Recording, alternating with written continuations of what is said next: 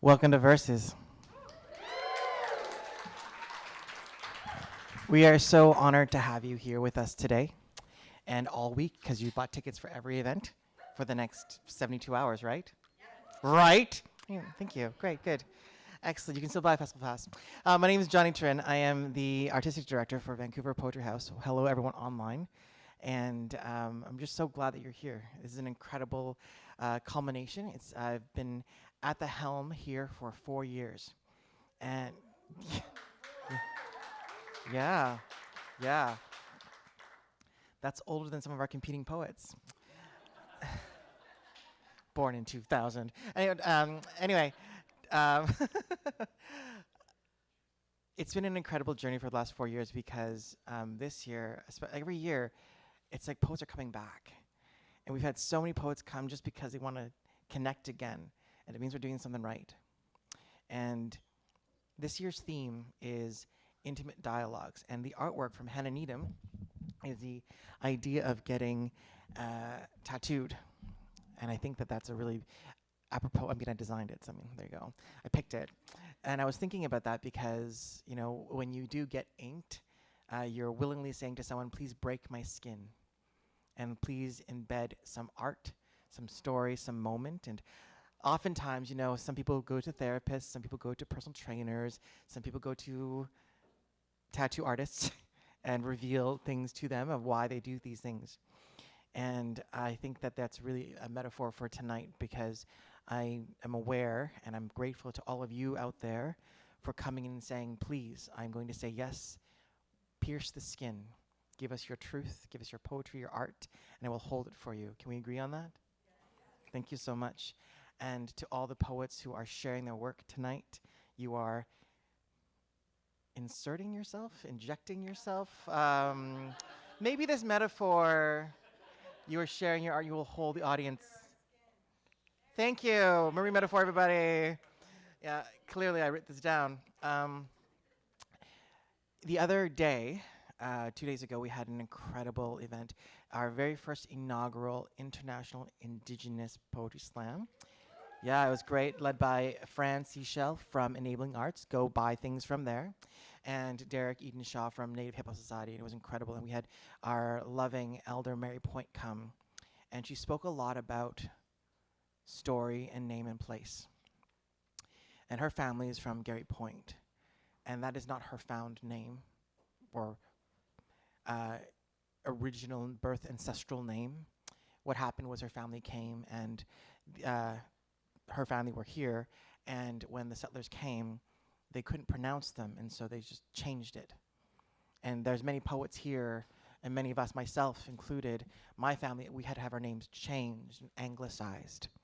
Funny enough, so my Chinese name is Jan Gokjun, and when I was a youngin', much younger, born in the 1980s, hundreds, and I was in a park, and my grandmother said, "Junzai, Junzai," and some white woman was like, "Johnny," and that became a name. So, hooray. It's a very common name. It's very rare, actually. It's very, and so tonight we are sharing so much space and sharing so much story, and we want to honor those truths. Where intimate dialogues came from is because last year was amplified. Let's get loud, like J-Lo, and then the world continued to burn. And there is a lot of genocide, harm, oppression, silencing, forced migration, internments, and all of these things that we thought we were done with, like measles. So when that happens, when they try to silence us, what do? We don't stop talking. We just get softer. We find those quiet moments with ancestors and elders and social change makers and revolutionists and rebels to keep those quiet stories alive, talking intimately, because we know that it's not safe. And we know that we need to keep talking, though, so we trust and say, you know what, I trust you. I'm going to say this truth here. I'm not safe, but I need you to know this thing. And so with that drive, with that consent, I want to honor and acknowledge that we are all doing this on the traditional, ancestral, unceded lands of the Musqueam, Squamish, and Tsleil-Waututh Nations. We have poets from across Turtle Island here tonight, sharing work and all the weekend. So thanks for honoring that. Yeah, sound okay? Good. Give it up for them. Give it up for the poets and the slam, the space. Please carry yourselves with compassion and kindness. You might feel things today, hopefully, if you're not soulless like our dear tournament director. Or our barkeep, who has lots of soul and humor, Jason. And but if you do have a moment where you need to have some space behind this lovely partition with some sort of Asian decal and this lovely artwork from Hello Coffee today, our designer last year, is our active listening space. And we have Daria here with lots of like STEM things back there, coloring, sunglasses, things that you can go and just take a moment if you need to, or step out, take care of yourself. Sound okay? If you need any support otherwise, I mean, we are not therapists. Frankly, you are ours in some ways. But we do have a resource list as well that maybe you can reach out to if you want to. Any support, any feedback you have, please just email inclusion@vancouverpoetryhouse.com. Okay? Over to my left, your right, directly so, there is Jason at the bar. He will ID you if you look like you're younger than me. And then, or maybe older, no, I look really young. And then right behind him is the place where you can then release what you've drunk in at the fully accessible bathroom. It's some dim lighting. Up and behind us, there are 2 additional bathrooms that have showers. Please don't use those, but use the bathroom. They're all single occupancy. And the far one here, there is a 6'4" blue-eyed in finance fireman statue that is a clown, and it is not real. It is just plastic, but it scares people because sometimes they get scared. So don't freak out because the show's happening and we'll hear you scream, okay? Also, please wash your hands because that's just good. There's things going around like measles. Just wash your hands, okay? Because that'll fix everything. And what else do I need to say? Otherwise, I think that I've covered it. Am I good? Oh, yeah. Please give us money. Let me say that one more time. Please give me money to donate to... Nothing. Okay. So we have to do fundraising to survive. So we want to thank the Canada Council for the Arts, the BC Arts Council, Heritage Canada, City of Vancouver. We have lots of friends at places like Push International Theatre Festival, the Writers Fest, Historic Jokagawa House, who've been helping promote and engage, and lots of other orgs who are supporting. So please support where you can. Enabling Arts is one of them as well. We wouldn't be here without that funding, and we know that funding is like, yeah, it's awful to struggle for that. So please donate when you can, and how else you can do it is in the back. We've got Kayla, our youth coordinator, who's also handling merch. Please, these are the wares of poets from the festival. Purchase, support artists wherever you can. I know that some competing poets also have wares to sell, so buy them bootlegged or whatever. I think that covers it. Cobra, you ready? Okay, cool. 2 notes of things. If there is a fire, walk, don't run. It's not very far. Don't trample on anybody. There is a door that you came in. There's another door right over there. And if you're in the bathroom, there's a door back there. But we do need to keep that area in front of Fernanda, who's a legendary poet, in front that place of egress. So please be careful not to like trample there and cause congestion, okay? That's all I'm going to say, and I'm probably to say this again 2 more times the next few nights. The next person coming to the microphone is fucking fast. We'll be like smashing through this. Strikes like a cobra. And so please give it up for your host tonight, the amazing Cobra Joe Cohen!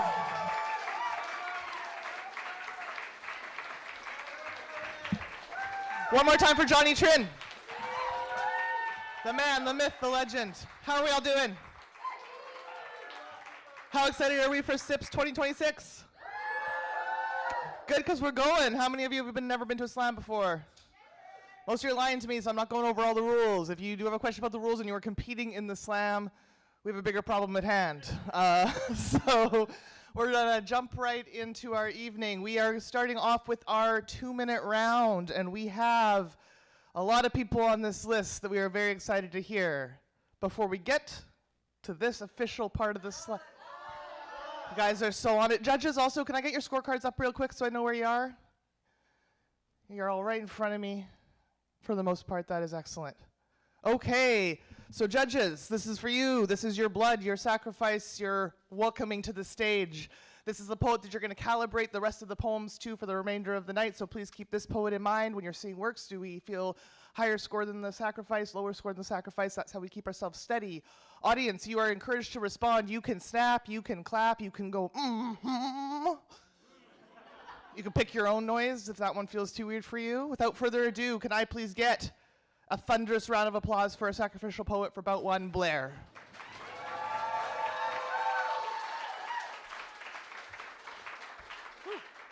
I'm only doing this because 20 minutes ago I was told my 10th house that I would get up on stage today. It's called Spare Parts. It's for Fletcher. I always thought you were an asshole. You tell me this on the day you changed your mind, the day you defied death, scaled the cliff to retrieve the drone that clipped its wings, emerged wearing a crown of thorns. The day you laid down on the teak table, all exposed, let me in past your pride as I removed the detritus that dotted your skin, cleaned the blood that dappled your skin. Your newfound affection for me was not strong enough to stop our lives from propelling us forward on elliptical paths, moving closer, further away, closer. On the day we each donned half of the sunflower terry cloth leisure suit, slayed the acid-fueled fashion show, the day we joined in gleaming golden light, became more than the sum of ourselves. That was a good day, a day we needed to wear our sunnies. Further away, the world locked down and you grew weak. Closer, on the day the bass roared through our bodies as we nestled together on a flat-packed bench, looking out at our friends whose bodies were captured by the beat. The day you confided your beard betrayed what you felt on the inside, that maybe, like me, you're not a he. The day I told you that you were seen, that I'd reach out, we'd grab a beer, we'd talk more. Further away, the days you lied in wait for my text that never came. Closer, the day you sat beside me at the birthday bash, struggled to speak, but your every word wrapped around me as a warm hug. The day we said goodbye, I love you. Further away, the day I fell to my knees in the temple knowing that without you, the fire that connected us will no longer burn. Closer, the days my memories of you keep me warm as I move forward wearing my worn out shoes, fueled by the parts you spared.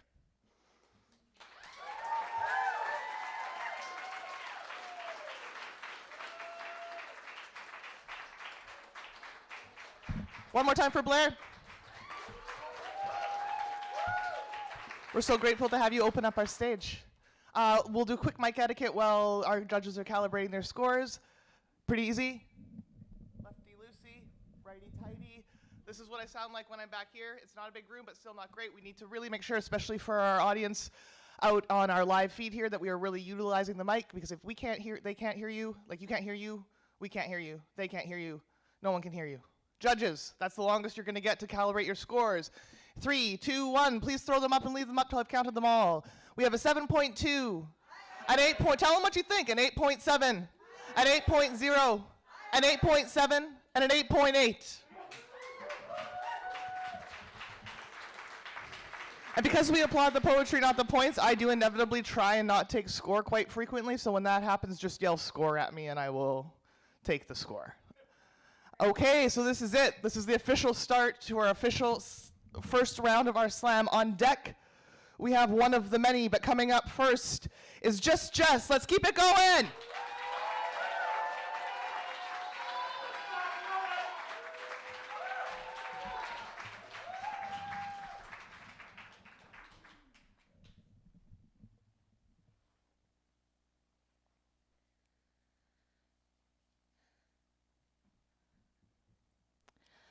Turn the clocks back an hour, but be careful you don't turn them back so far that tomorrow we wake up in 1950. Fuck this shit.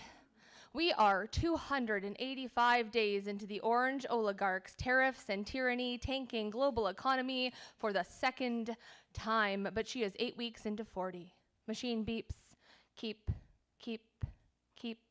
keeping her alive with no life left to live. Just an incubator for potential, barely far enough along to detect the pulsing that prevents her dignity, traps unwilling participant in corporal prison. But the beeps keep time. Time marches on because this weekend we ended daylight savings, and saving the people who needed saving. Turn off the government and find a way to starve your people. Time is money after all, but there ain't no money when there ain't no time, so better find a way to feed yourselves, and it costs $1, but you've got a dime. Shouldn't you have gained? We gained an hour, gathered it back so you can use it to make up for the things you lack. Spring ahead, fall back. Fall back into change, time, change, standard, time. But there's nothing standard about the times we're living in. What I wouldn't give for some fucking precedented times instead of not withstanding, because our leaders are not standing with our educators. Siphoning rights off through rubber hose to place profits into petroleum pouch for pretenders. Don't worry, they'll just take a quick trip abroad while students are marching in droves like time marches ever forward. Staging public protests for public education on TikTok. TikTok, tick-tock, tick-tock, tick-tock about progress, right? Rights being actively suppressed while our government takes a recess. Reset the clock.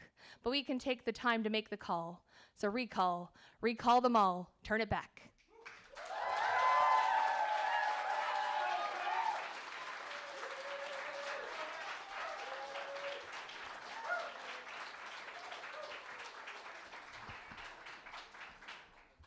One more time for just Jess.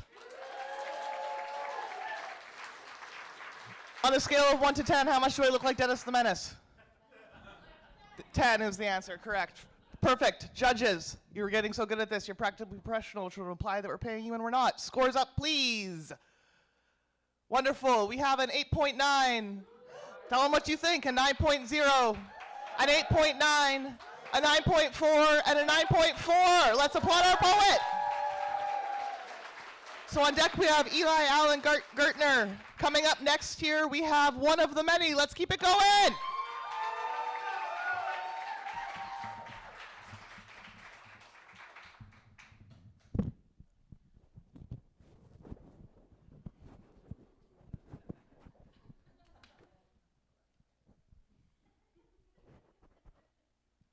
You can speak truth to power.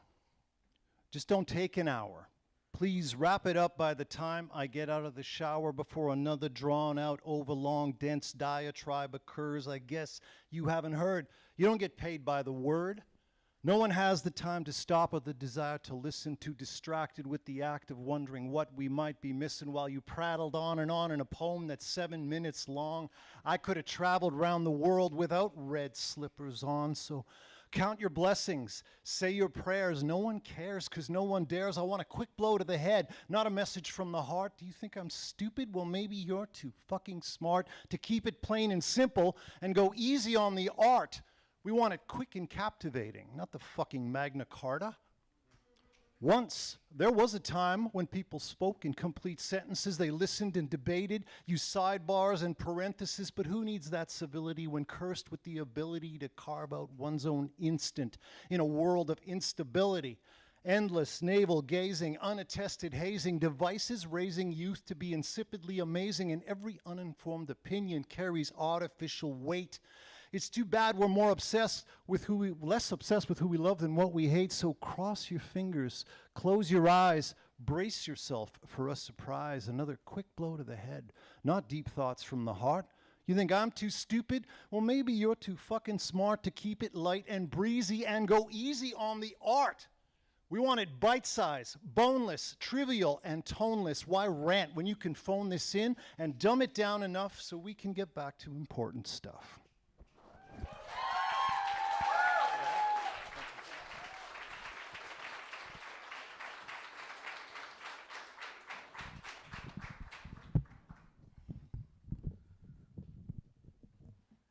One more time for one of the many. I feel like now we're really cooking with gas. So they say. Judges, are we ready? Are we feeling confident? Can we get those scores up in a 3, 2, 1, please? Start clapping. Tell them what you think. Once those scores are made, it's too late. We have an 8.9, an 8.8, a 9.0, a 9.1, and a 9.0. Let's applaud our poets. On deck, we have Squigs coming up to the mic now. Let's keep those applause going for Eli Allen Gertner.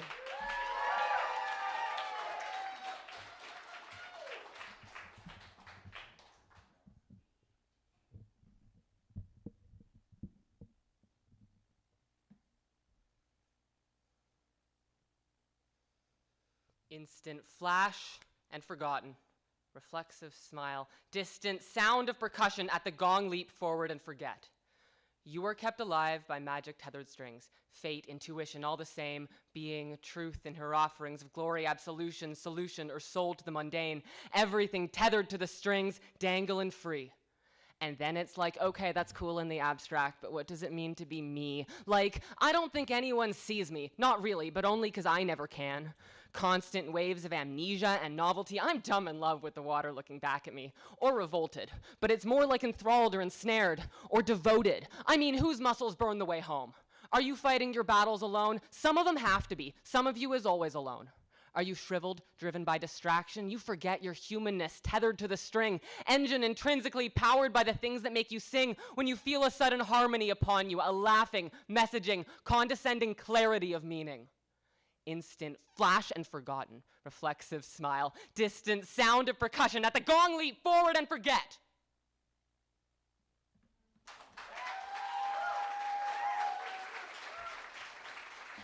That was a trick finish. Whew. Gonna make me run up to the stage here, and I'm a smoker. Judges. Just like that finish, let's get our scores up quick. 3, 2, 1, throw them up. We have, start clapping now, guys. We have 8.8, 8.7, 9.1, 8.9, and a 9.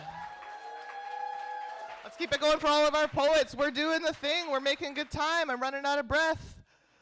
Whew. Perfect. So on deck, we have Oma is Loud. Coming up next to the mic, we have Squigs. Let's go.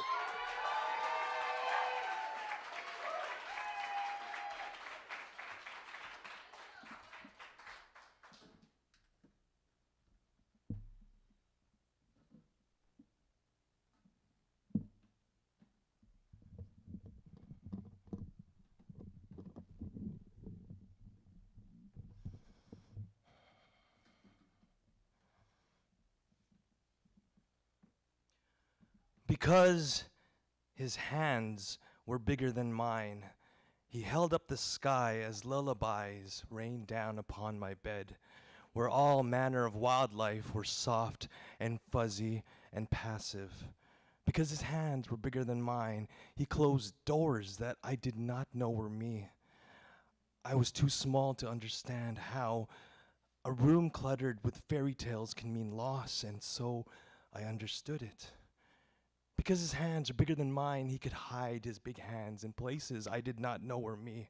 My innocence became a place he would never leave, and so I knew it. Because his hands are bigger than mine, he crushed butterflies when he danced. For lack of rhythm, he and that which is fragile will never grow up. Because his hands were bigger than mine, he held me down as the sky cried broken things from uneven clouds, and when he left, I could not. I was only this many when I sat upon a bed, when he reached across, when he removed child of me and made of me toy. They said that this that broke the legs off of clocks was nothing but a cultural practice. It was commonplace, they said. I say some traditions should be cut off at the wrists the way we do with thieves.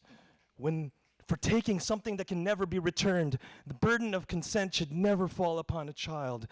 Because my hands are small, my attempts to fight back look like dancing. A repetitive rhythm that looked like flight. Because my hands are small, I will learn to love another way and hold only that which cannot hurt me in my small hands. Because my hands are small, I will build rooms someday where the sky can once again rain down upon all manner of wildlife, free to be soft and passive again. When my small hands become big hands, I will hold small hands the way small hands are meant to be held. Because my hands are small, I will hold lullabies and fairy tales, and I will hold the door open.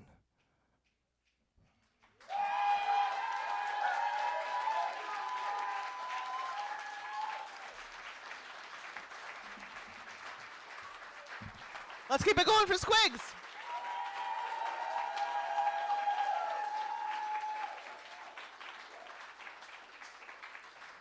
Judges, you've got some scorecards in whatever sized hands you have. Are we ready to put them up? 3, 2, 1.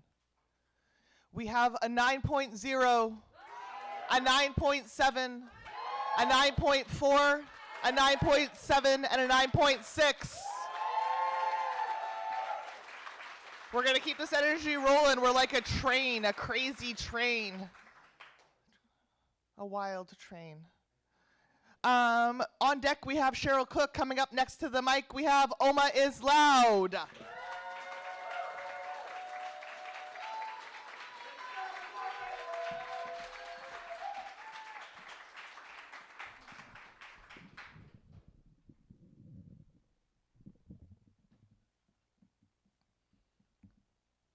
Anatomy of a gaslight. It's not that deep. It's not that serious. You're overreacting. Why are you making a mountain of a molehill? It's not that deep. Hasn't anybody told you? Anger doesn't look good on you. You're overreacting. It's not that deep. Gaslighting. A form of emotional manipulation where one person makes the other feel like their reality is to be questioned. The fire from your tongue hisses against my skin, tracing every contour of my bone, burning my self-esteem. I collapse in your palms like a pack of cards. The hairs on the back of my neck rise like insecurities. My anger peeping beneath eyelids, you pour the gas, light me up, and ask why the room is on fire. It's not that deep. Meanwhile, your language slices through my guts. I house your ego in my lacerations to please you, please. You're misunderstanding me. I'm trying to say, shh. You send the words flying back down my throat like knives. They slice through my windpipe, leaving me maimed. Is this what the love is all about? Look how trapped we are in this performance where you play the savior and I play the mess that needs saving. Is this what the love is all about? All of me dissipates with your anger. My body evaporates into air and air into water, spilling this natural disaster of a girl. Stop complaining. If you love me, you let it go. It's not that deep. The words bounce off of your mouth like bullets, ricocheting against my spine, against my mind. I am trying to be a better lover for you. Don't you understand? I'm not the enemy here. It's not that deep. But it is that deep. It is the Pacific Ocean deep. It is generations of women behind me deep. It is my self-esteem like shattered glass deep. Your cruelty kisses my jaw. Your language gives me a black eye, and I this black, but all I see is white light. I never knew language could punch this hard, harder than poetry at a slam, harder than your fist against my mouth.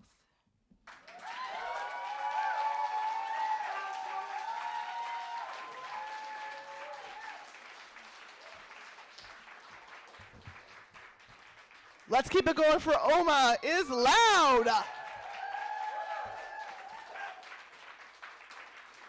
Judges, how are we feeling? Are we feeling ready to go? I'm going to check, but then I'm going to just say, put them up. Okay, that's all of them. We have a 9.2, a 9.4, a 9.1, a 9, how many have I done? 3? Fuck you guys. 9.6 and a 9.3. Let them know what you think. On deck, we have Michelle Strong coming up next to the mic. Can I please get a thunderous round of applause going for Cheryl Cook?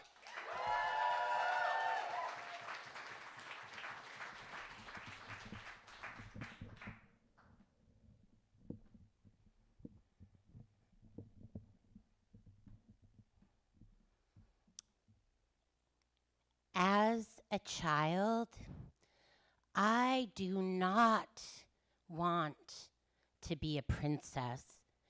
My mother unpacks that bullshit for me.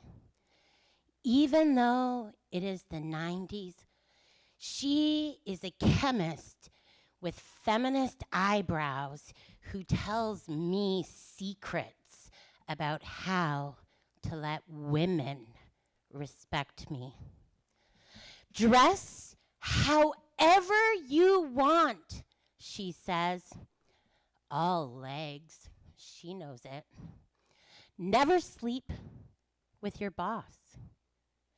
Never use sex to get what you want. You are smart, she says. Use your brain.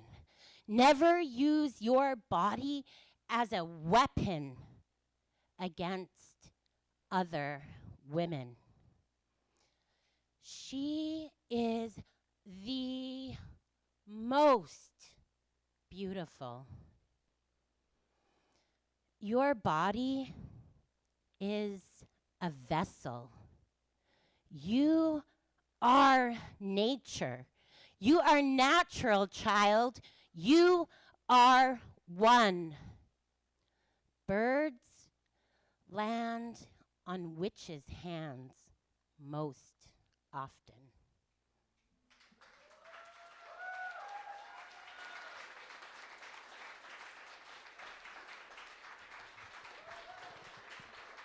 Let's keep it going for Cheryl Cook.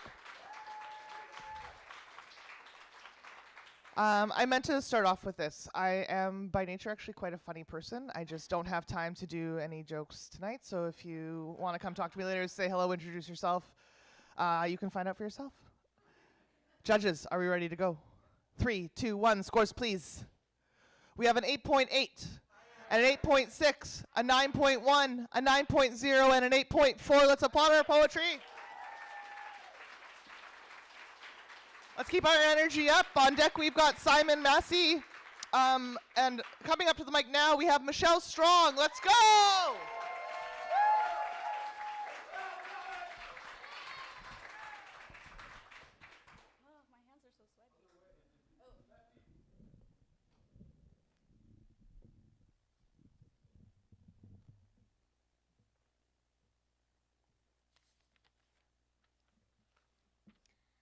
Tick tock, staring at the clock.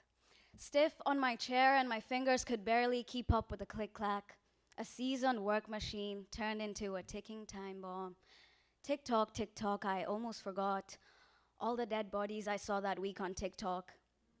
The revolution will not be televised, the revolution will be on Instagram Live. And so we watch the loss of innocent life, children, husbands, and wife. Revolution, this double-edged knife. It's slicing both sides, but it's the only weapon we've got. It's whistling like a kettle, but it's getting too hot. Tick tock, did you think we'd forgot? Tip tap, my fingers shook as I called back. From the sirens on my Insta feed, my voice cracks. Mom hugs me with her words, don't worry, we're all intact. I know the masses are speaking, but what a big way for the man to react. Every video is a heartbeat and it is turned into rage for a growing fire, but my body's a cage. While they threw stones, I threw up. And when they screamed, I stayed stuck, because what's a post to a bulletproof vest? And what's grief when it's felt behind a desk? Tick tock, my generation will not forget. Tick tock, it's happening again. The load isn't lighter and we've been turned into fighters. United in that tugging, that pulling, that feeling, a wound that needs healing, bleeding nations, and our hearts are being stitched up again and again. Yearning for solace, I find it in the wretched TikTok. Not even a wolf in sheep's clothing can escape the passage of time. The loathing, the shifting of seasons, he stains his coat and the charade comes to a halt. Tick tock, yasha magika hayazoleki, and it's an overflowing cup. Tick tock, your time's almost up.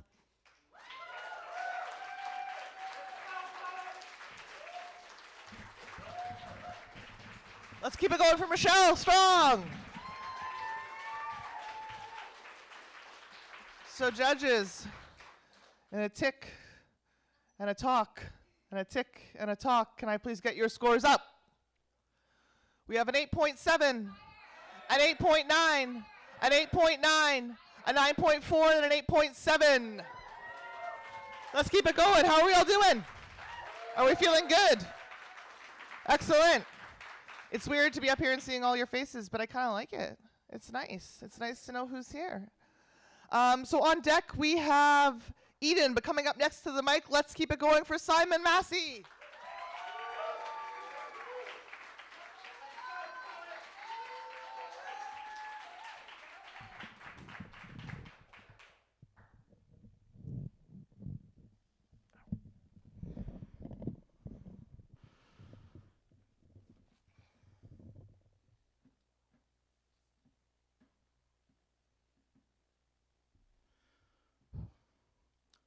Loss prevention is defined as a set of practices employed by a company to preserve profit by minimizing loss, specifically through theft or mismanagement.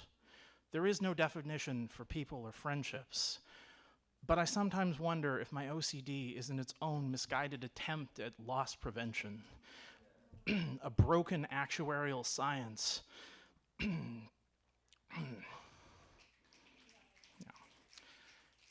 A broken actuarial science that overanalyzes the worst, though least likely scenarios.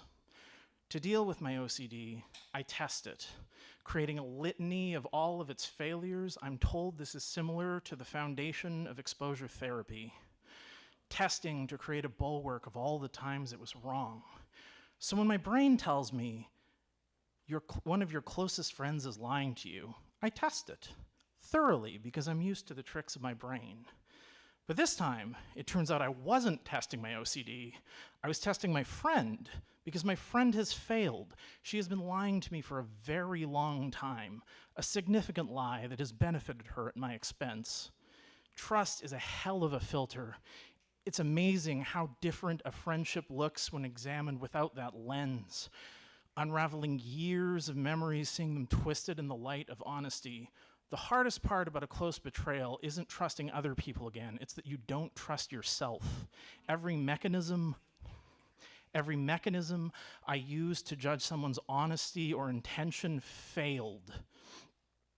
What can I count on when I trusted someone with my life who I should never have trusted alone with the cash box?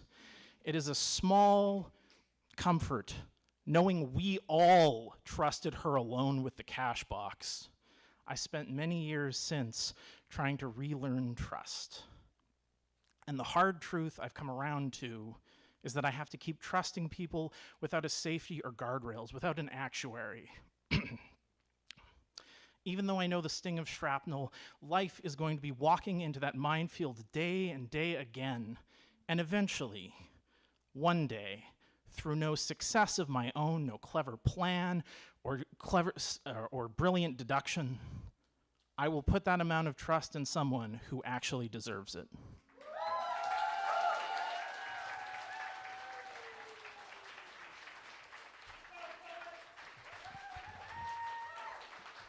Let's keep it going for Simon.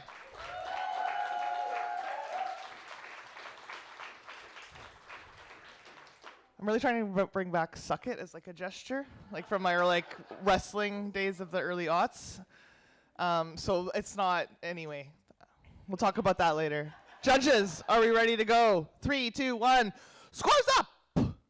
We have a 8.7, an 8.8, an 8.7, a 9.2, and an 8.0. Let's keep it going for our poets. So on deck, we have Andrea Josic coming up to the mic now. Let's start clapping for Eden.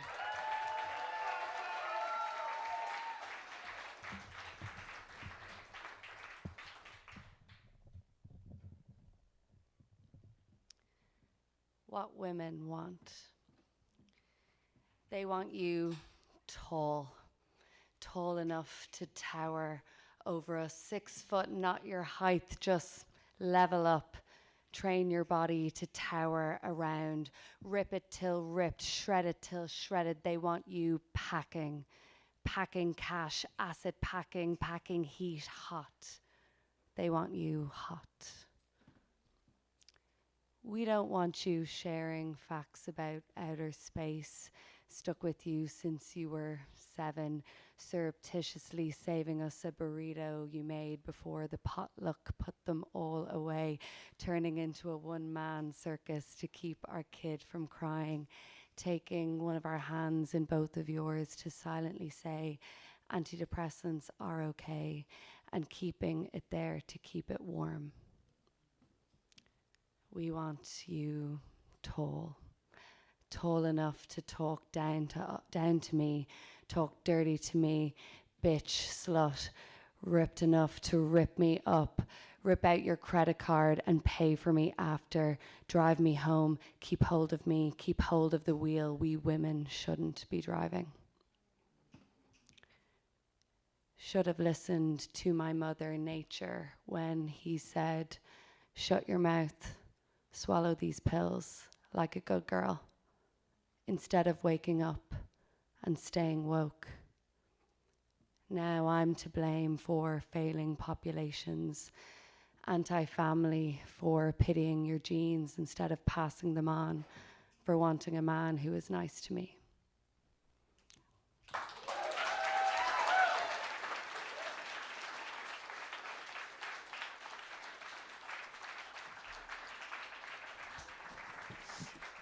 Let's keep it going for Eden.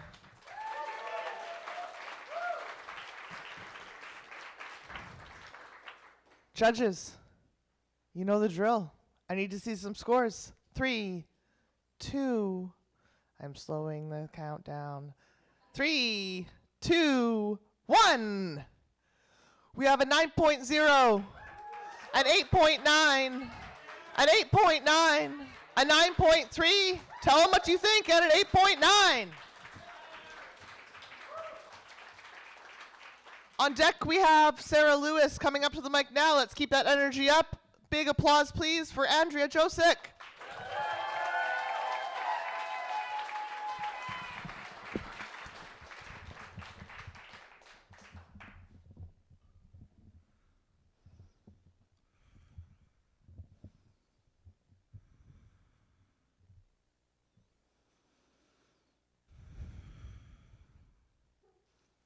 The 5 a.m. client and the Uber driver meet outside the venue. The driver smirks at where I've been working all night. And the truth is, I had to let a man dig into my flesh who asked me to pretend it was the first time I'd been planted.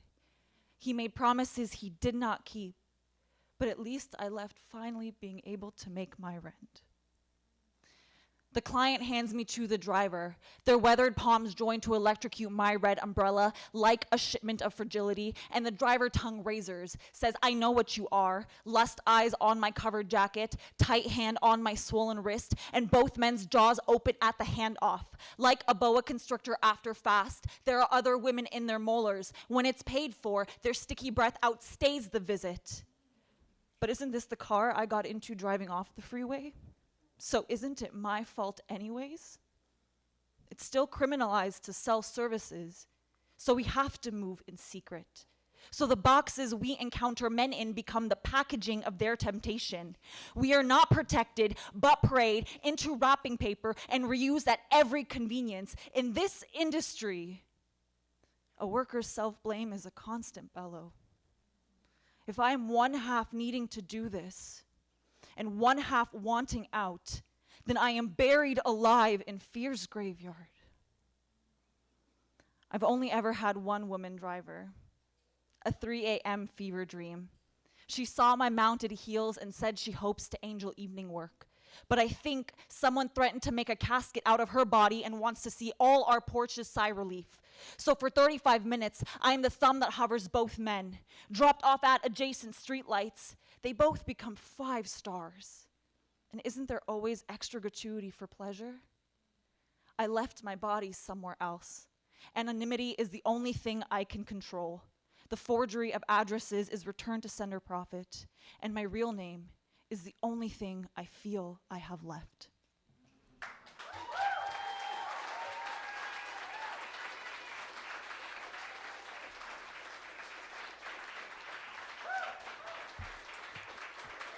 Let's keep it going for Andrea.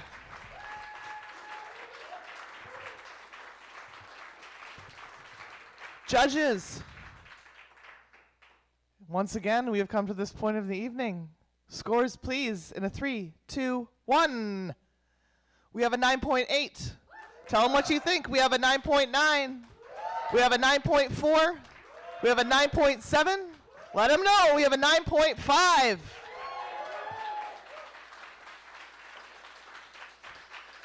So we're going to be switching gears to our virtual poets here.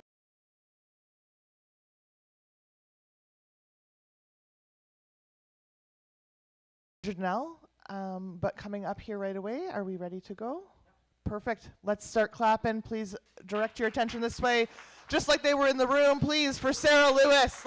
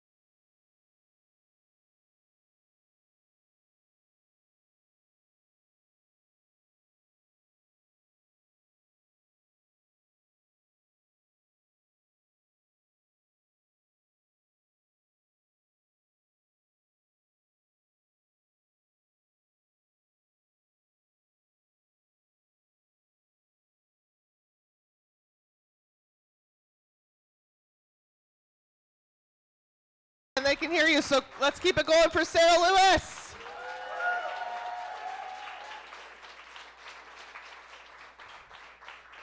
Judges, I bet you know what I'm going to ask already. It has something to do with scores. Can you put them up, please? 3, 2, 1, let's go. We have a 9.6, a 9.0, a 9.2, a 9.5, and an 8.8. Gotta let her know what you think. On deck, we have Elle the Lion coming up next. Again, keeping our eyes and ears directed to our screen here. No, it's Eco Aboriginal, yep. And then Elle the Lion. Wonderful. Start clapping now for Eco Aboriginal.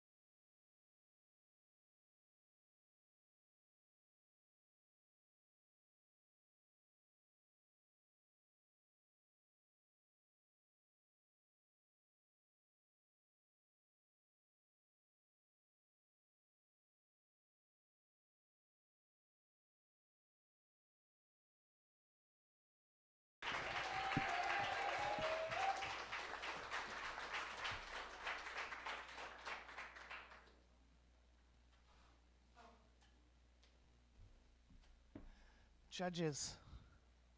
3, 2, 1. Scores up. We have a 9.0, a 9.4, a 9.7, a 9.1, and a 9.2. Let's keep applauding our poets.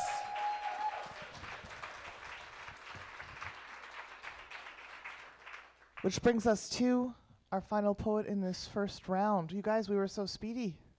I'm impressed. Give yourselves a pat on the back.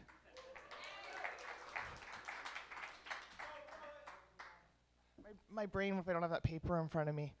Can we please start clapping now for Elle the Lion?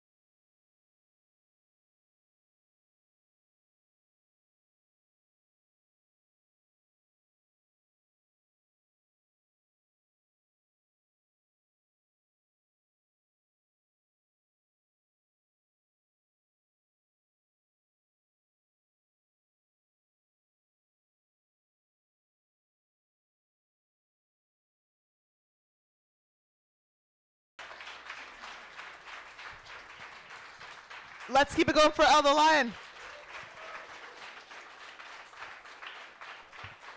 And let's applaud all of our poets in our first 2-minute round. I bet you thought I was going to take the scores, but I haven't forgot. I was tricking you. No, I almost forgot. Judges, could I please have the scores up in a 3, 2, 1? We have a 9.0, a 9.4, a 9.0, a 9.6, and a 9.1. And now we have some mathematical calculations from the lovely Matthew Miller, who's been keeping score, and a few other things. And that's going to determine our order for the second round, which is our 3-minute poems. Y'all ready to do this again? And then again after that? And then again after that? Yeah. It's going to be, we're here for a good time and we're here for a long time. I only do the first part of it. I'm saying it more to like reminding myself. Like I'm like, just like, okay, like you just have one more thing to get through, and then you can have a cigarette. Oh, this seems like a good opportunity. How many of you know how to Charleston? No? Okay. So normally when I do this, there's a spotlight and I can't see you, and that's helpful to me. But here we go. This is a brief lesson. You just got to get real low.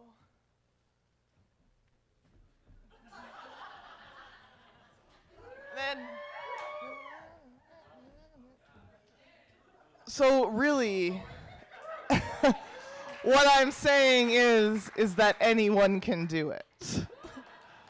You could even do it sitting down if you wanted to try, like a little bit of a like side to side, a little bit of like. Will music be helpful? How are we looking with those? Was that enough Charlestoning? It's the only bit I've got. I know it's the only bit I've got. Do you guys want to hear a joke? It's not going to be any better than the Charleston. Do you still want to hear a joke? I'm loving this because I told you I was fucking funny. Some of you are like, you lied to me. Where does the general keep his army? In his sleeveys. This is Michael over here, our fantastic sound guy, tech guy, man about town. He's keeping us running. He's getting our lovely virtual poets up and online here, and our whole festival running live for the whole world to see. Isn't that fantastic? I only had one joke. Does anyone else have a joke? Okay, please help me. What does sushi A say to sushi B? Wasabi? That was so much better than my joke. And I should not have asked you. Yeah, okay. How many of you is it your first time here at SIPS? Again, some of you are lying to me. Some of you are telling me the truth. For those of you that it is your first time, thank you so much for coming. There's a lot of great programming happening over the course of the festival. Please go to the website and check it out. We've got workshops, we have finals, we have MASH Poetics, we have the second round. I was gonna have to come up with a second joke and I was fucked. Okay, so we're going. And as noted, we reversed the order. Wait, is that right? Highest to lowest scoring poet, which you guys all saw it. So we're reversing our orders to keep it all fair. Judges, I do actually want to make a point of this. As the night goes on, the score creep does happen. Sometimes you've had a couple drinks. Sometimes the energy level just keeps going up. Sometimes you're just like, get so into it. But I do want you to keep consistent. This for you guys will be a reminder of that sacrificial poet and kind of above below. We are heading into our second round, which is 3 minutes. What kind of round of applause do we want to start this round off with? Thunderous! For Andrea Josek.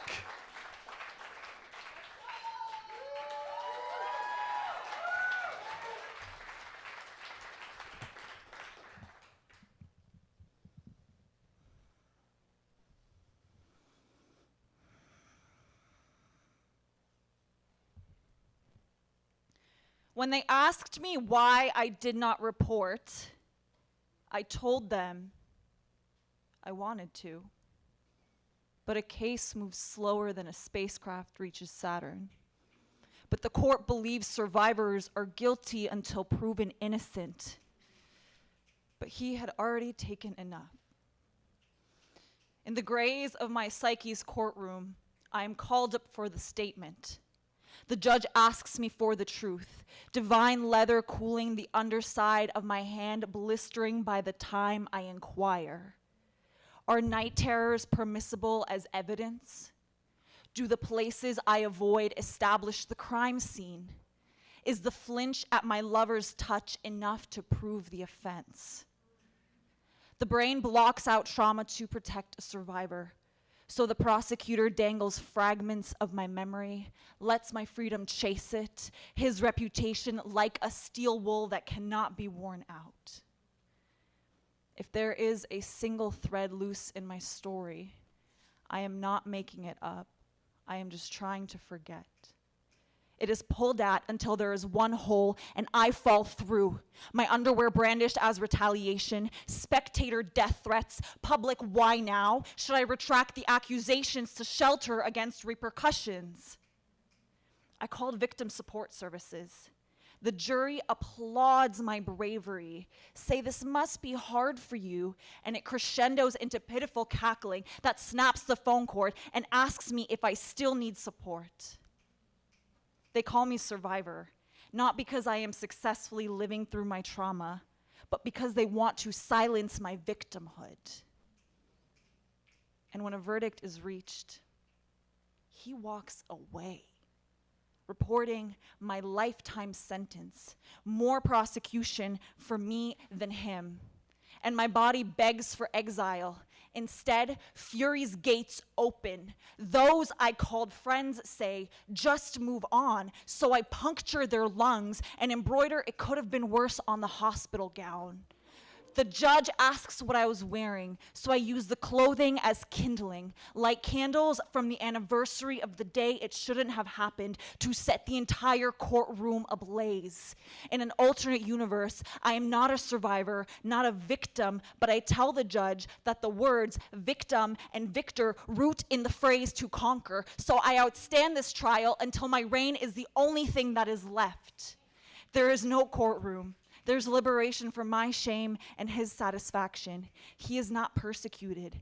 Instead, I sit in a victorious throne with a golden staff that doubles as a stake, ornamented with his head, my signature carved on his back, his fingerprints burnt, so when they find him face down in sorrow's river, it's my name they remember.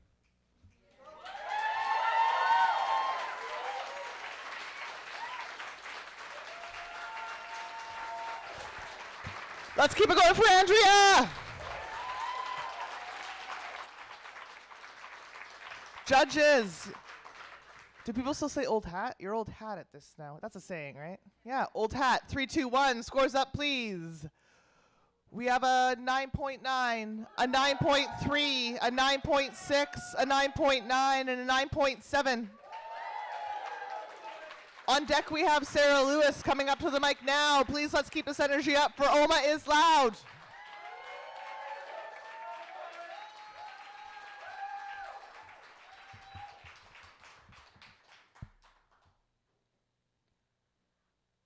Body count.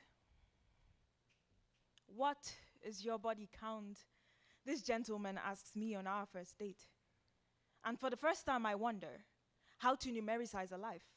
My body, the unit of measurement, placing decimal points on everyone who has walked through the doors of my thighs. See, I've always been bad at math, but good enough to recognize the arithmetic of dying through me just to become a body count.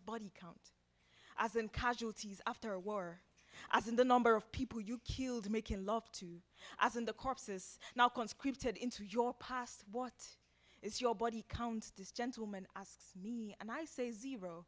Because my body is a long division of historical theft. My ancestors learned profit and loss from being uprooted from their countries. America became the belly of a fish. Their dreams like Jonah seeking elsewhere. I learned subtraction when the bodies of black boys on TV surrendered to the laughter of guns, making peepholes in their chests wide enough to see the future. I learned multiplication when 1 boy became 2 boys, became 4 boys, became 8 boys, all fishes in their pools of blood. I learned compound interest from the ones who came promising healing, only to give me the silent treatment. The ones who came promising riches, only to pay me pennies for my thoughts to rob me of pounds and pounds of flesh. See, body count means I invent my body as a 0, if only to hold space for all the numbers lovers missing. Listen, if we think about it, what does a gun and an erection have in common? They both have triggers, both can discharge without warning, both send something entering a body, both leave us making oohs and ahs until we're falling again. I am tired of leaving the bodies in piles. Go look at the Epstein files. I am tired of governments thrusting words on their peoples, climaxing from this toxic high of murder. What is your body count? This gentleman asks me to break the ice. Well, maybe we're breaking the wrong ice if we're not asking how many bodies have fallen this month from random shootings. Perhaps society can tell us how many bodies have gone under the silence of conquest, the oohs and ahs of historical behest. What is its body count? Look at how history DDs us, traffics our hunger for freedom and release, coaxes us into tighter positions, rewriting the Kama Sutra and bending us over until we're falling headfirst into graveyards. So no, sir. There's little to know of my body count when history keeps using bodies like yours and mine to do the math.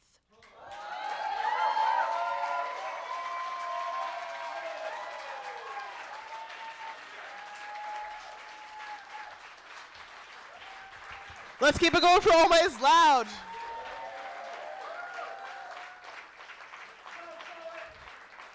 Judges, how are we feeling?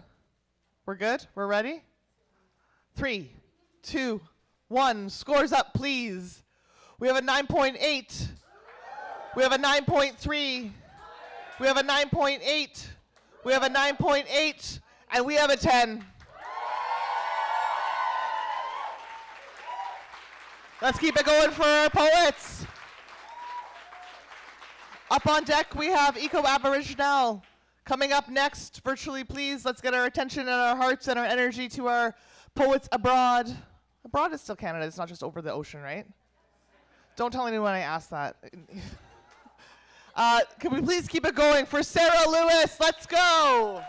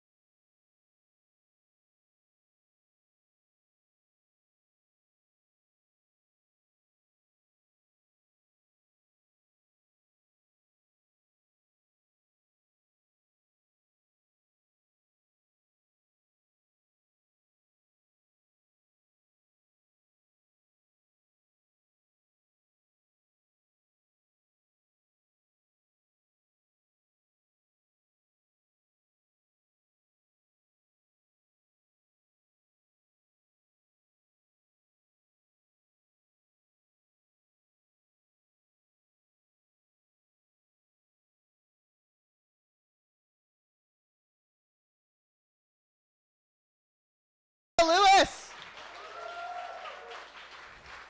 We've got some fierce work, hey? She says so casually. Judges, please, can I get your scores in a 3, 2, 1? We have a 9.8, a 9.3. Let them know what you think. A 9.6, a 9.1, and a 9.6. On deck, we have Elle the Lion coming up next to our mic via the screen. Please give all of our love and energy to Eco Aboriginal.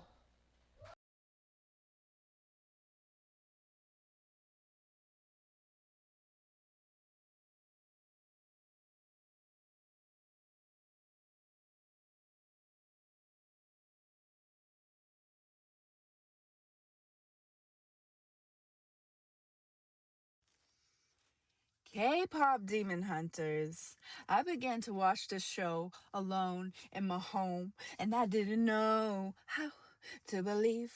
I thought I might be getting too old, but not a growing number getting grown. I feel the dulling in my soul, a millennial graying, because how many more once-in-a-lifetime crises do I have left to go? Yo, they claim all lies, trying to play both sides, but look beyond to the east at the bombs. They glow, glow, glow. Speak truth, we're going up, up, up with our voices. We're gonna be gold.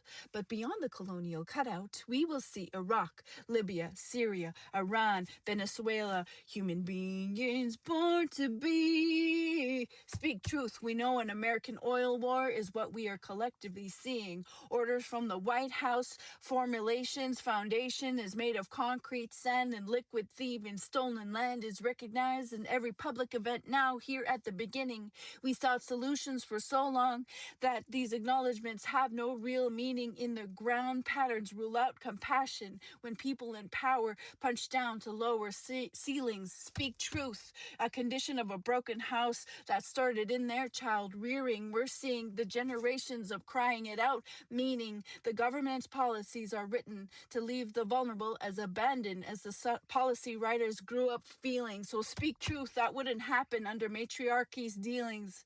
But it's our time, no fears, no lies, but sure, that's who you wanna be. Because beyond the colonial cutout, Orange Potato Man is shaking hand with bankers, demons with slick-backed hair and suit and tie.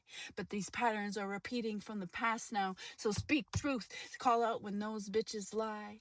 Like when the Garden of Reconciliation rocked our roots in SK, but the green grasses around them died. And now only the angels from Palestine can look down and know which one of those politicians lie.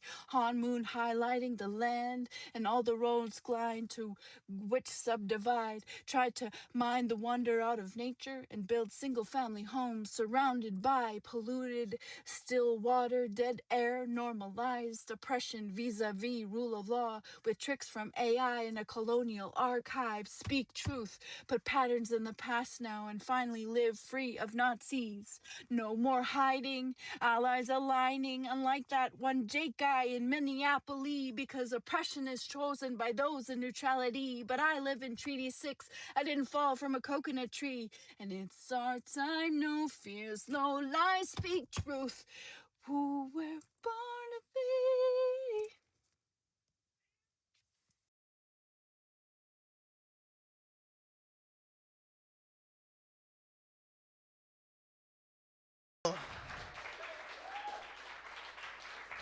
I feel like deep in our hearts too, reading our poems in the car is like a very like core memory of a poet. Just like, so I just wanted to acknowledge that. Judges, 3, 2, 1. Can I get your scores up, please?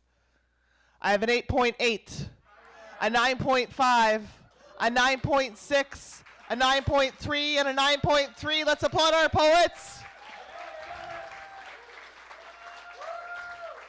On deck, we have Just Jess coming up now. Let's keep it going for El the Lion.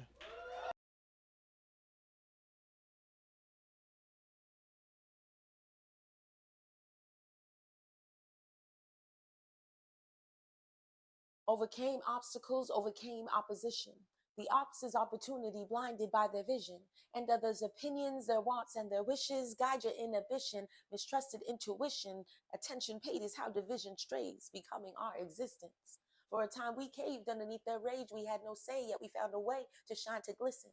Ancestors made it out the ditches. They left us messages, we listen. Stop asking for permission and take back our hieroglyphics. Our rest is our resistance, and the trails we blaze define resilience. We standing on business, and this poem is the witness. Master of our decisions, only washing our own dishes. When you see her in the kitchen, let her cook, she just enriching. Do the most with what she given. Haters will say that she just coasting, but she knows her privilege, so she roast them. Never like beef, she won't roast them. She wants peace, so she toast him while she drinking. And the whole time she be thinking that she grateful that she didn't stay down and stayed living. For it was when she was drowning that she learned to just keep swimming. These microaggressions are some of her depression, and the only way through is the opposite, so she expresses. Treat others how I want to be treated and not how they treat me. Meet them where they're at and don't match their energy. Kill all of them with kindness. Color and gender bias might be my business, but I don't mind it, because I'm on to bigger mountains that I'm climbing, and my timing is set. I'm aligning with no regrets. I'm deciding what I manifest is divine, and showing up at my best is my vibe. Say it with my chest, turbulent are the tides. When I lost their waves of thought, and the people pleasing and the fangirling stopped, and I remembered that I called the shots, and the only only way you could sell out is if you let yourself get bought.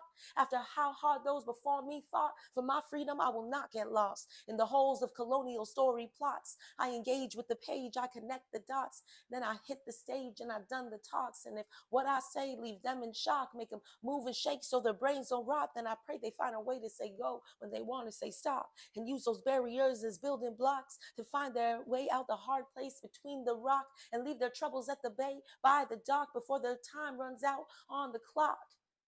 The very definition of brave is to feel the fear and do it anyways. Some people say they want change but don't want to change their ways of thinking. So they're doomed to stay the same, glass half full, but their ship is sinking. Water under the bridge becoming their master. Surfing in a tsunami, a natural disaster. It never slows down, you just get faster.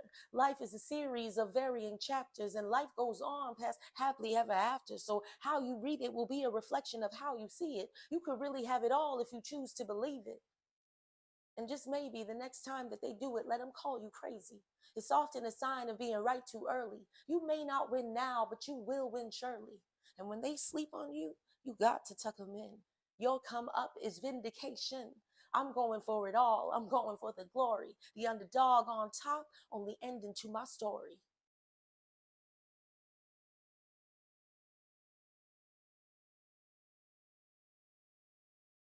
All right. Let's keep it going for Ella the Lion. Judges, can I please get your scores up in a 3, 2, 1. Beautiful. I have a 9.4, a 9.6, a 9.7, a 9.2, and a 9.5. Let's keep it going. We're doing so good. That's why I bought these shorts, so I could do. My legs are as white as my socks. On deck we have Squigs. But coming up next, let's keep that energy up, our applause going for Just Jess.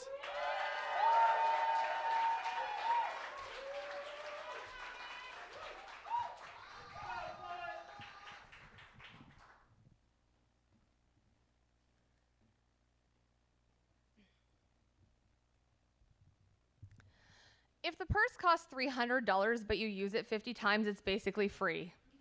If someone pays off a debt they owed you in cash, bitch, you made money. A dress is half the cost because it's skirt and a top, but it's still full price for a shirt cut as a crop. Girl math. Dinner isn't a meal, it's just a collection of snacks. Raccooned with your hands from a refrigerator rack, cereal, salami, maybe a celery stick or 5. Today took too much energy just trying to stay alive. Girl math. But what happens when it all stops adding up? When the sum of your parts isn't enough? The geometry of your body needs an assist. Angles are hard to find, even with Pythagoras. Girl math. Start doing the diet algebra. Use fractions of existence to reduce the slope of your curves. Turn food into points. Make sum equal 0. Just use the equation to get your intake. Count calories in, calories out. Calories out, calories out, calories out, calories out. Use your mind to estimate the area of what counts as a serving size anyway. People won't ask why your body is subtracting. They'll just assume it's a good thing. Girl math. Try to divide the gender roles equally. Fail. Instead, work twice as hard at twice as many roles. Pull a double day of labor. Do the emotional labor. Labor. Comprise 51% of the population, make up 20% of boards of directors, make 9.2% less on average. Girl math. Count how many minutes you have until he returns. Calculate if you run the odds. Are they greater than, less than, equal to the danger if you stay? What's the risk of you becoming part of the statistics? One of the 80% who never report it, one of the 34% who never speak it. Girl math. Enter a room and scan. Determine the ratio of you to them. Rate the probability of you getting home safely or you getting home at all. Add up all the variables to determine exactly how far you should be from the door so that your back is never turned. Girl math. If approached while alone, don't be negative. Be rational. Don't risk becoming a plot point on the downward slope of survival. Girl math. Because it's all irrational anyway. The numbers have been manipulated, and babe, you've already got this. Show your proof to the world. You have value. Girl math.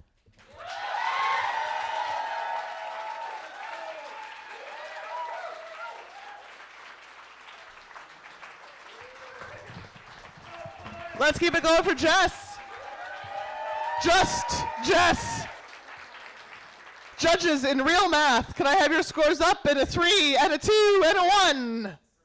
We have a 9.5, a 9.6, a 9.7, a 9.4, and a 9.7.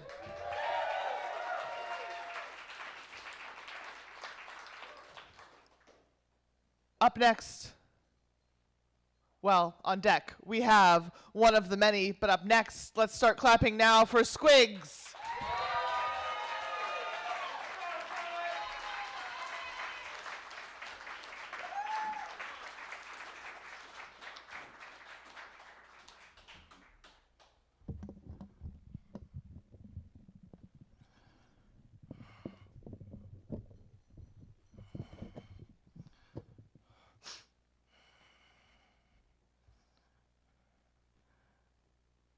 This is for Olivia.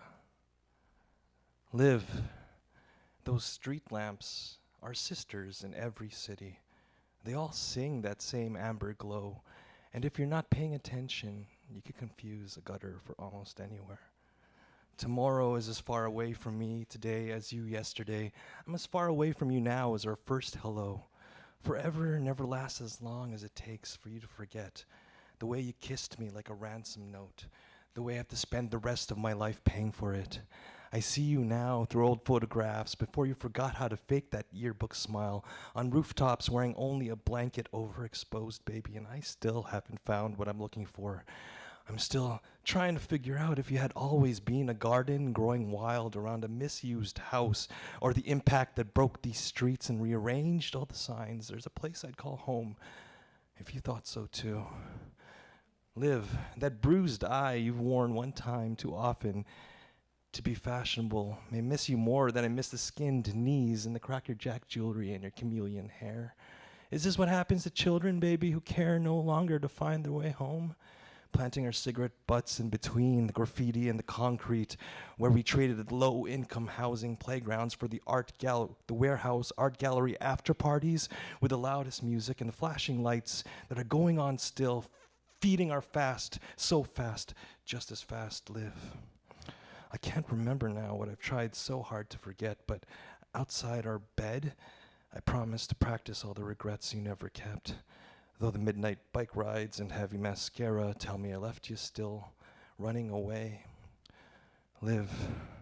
Your life, confusing the damsel for the distress, but you lied. I fought my way to the center of your hell to find it was you behind the curtain there, and now I may never escape alive. When the gutters steam and one-night stands bring me back, will you remember me as I remember you, your cheap perfume, every time traffic lights blink at me from empty streets into empty rooms? You dirty angel, I got to touch a butterfly who always drank too much. Live. Will all the clocks we broke and the photographs left overexposed serve as the only evidence that we were guilty once of an innocence we accused each other negligent of? Is it criminal to remember you that way? Just know, whoever we were then will make it home just the same. See, I let you borrow my jacket knowing you'd lose it anyway. Your short skirt and faux fur will always make you look like an actress out of time, but will the silver screen of our lives find us kissing at sunrise? Live. What are we fighting for anymore? The cigarettes stain our vocal cords, the wallpaper is peeling in our room, and the morning traffic sings a sober soundtrack, and I don't want this. I don't want this anymore. I can't live here anymore. Thank you.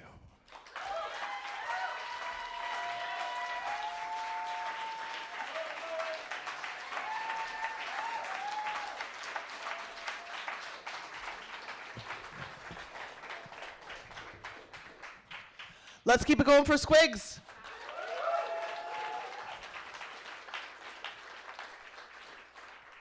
Judges, are we ready with our scores? In a 3, in a 2, and a 1, throw them up. We have a 9.7, a 9.6, a 9.4, a 9.5, and a 9.7. Let's applaud our poets and our judges. It's not a fun job. Or maybe it is a fun job. I don't know. I don't know if you guys enjoying it. Not a little bit, maybe some. Okay. That's fine. We've got Eden on deck. Let's keep our energy up for one of the many.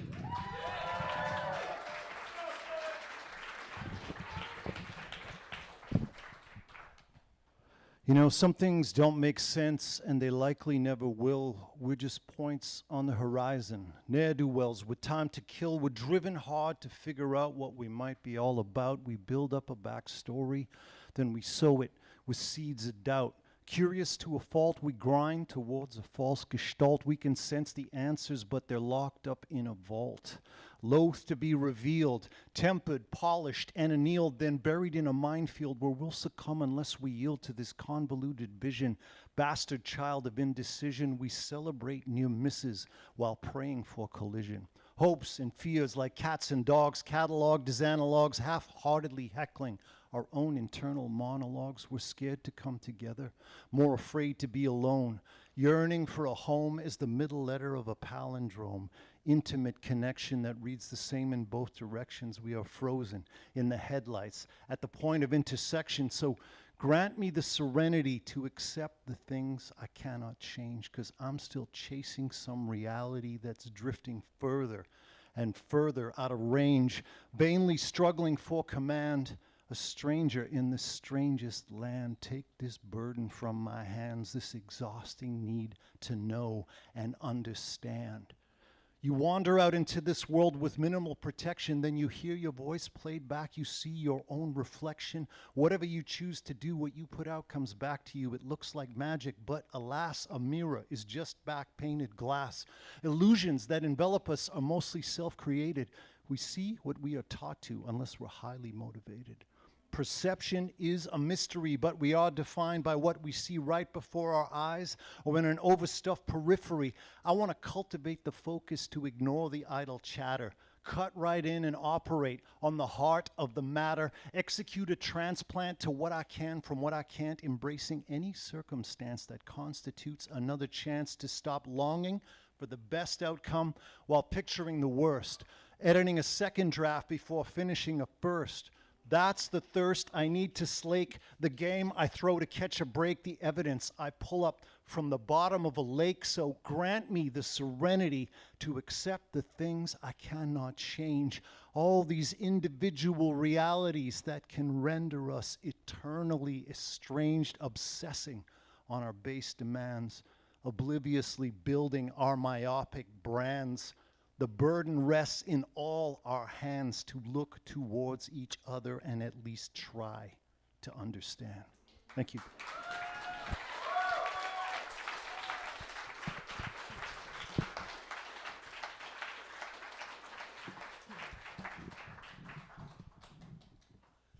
Let's keep it going for one of the many. Judges,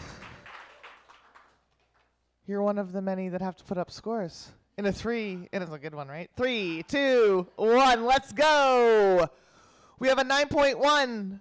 Let them know what you think. We have a 9.2, we have a 9.4, we have a 9.4, and a 9.6. Let's keep it going for our poets.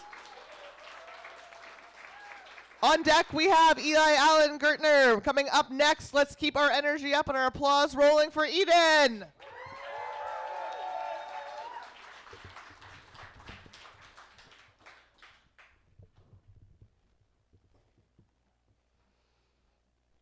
I follow in my father's footsteps. On the graves we tightrope carefully, never walking through, only ever on the side.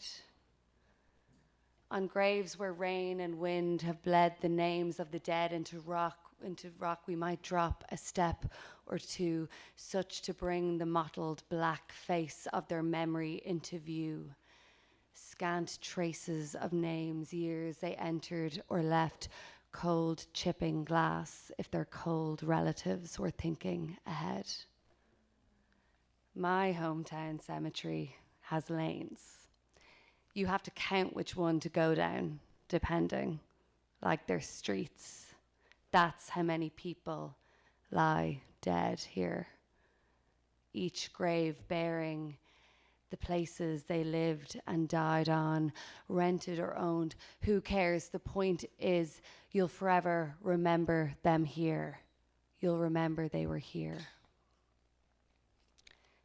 But passing Angel's Plot, you don't see places named.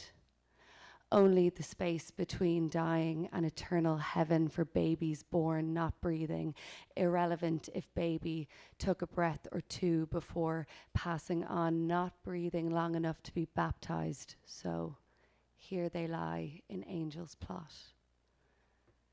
Searching for names, I see baby surname, baby surname, baby surname. For how could one bear a name for a baby not breathing with a heart that broken? Inscriptions talking of buds too beautiful to bloom, bouquets of them now bunched together. Two of them, their names I know, but wouldn't, had my own grandmother not laid 2 stones on our family grave, each one bearing their names, so that while they lie in Angel's Plot, we can remember them here. We can remember they were here.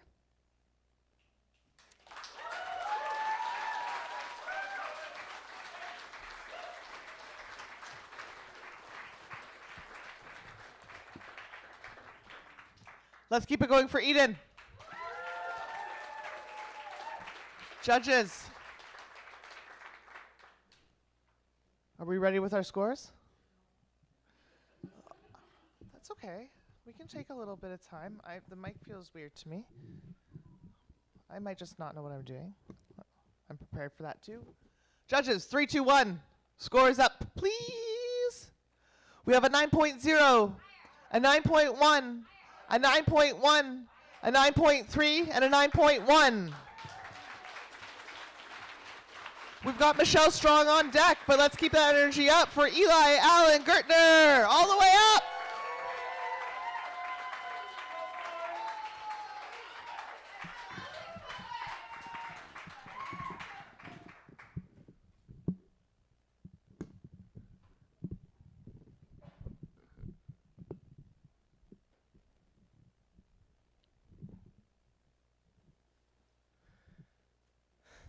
Poetry, to me, is a little fuzzy light I chase across the floor and try to catch under a pasta strainer.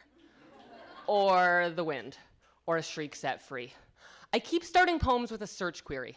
How to write a scream down on a page. How to scream. How to play the game. I write what to write next, why to write it, why to care. And I don't share my poems often.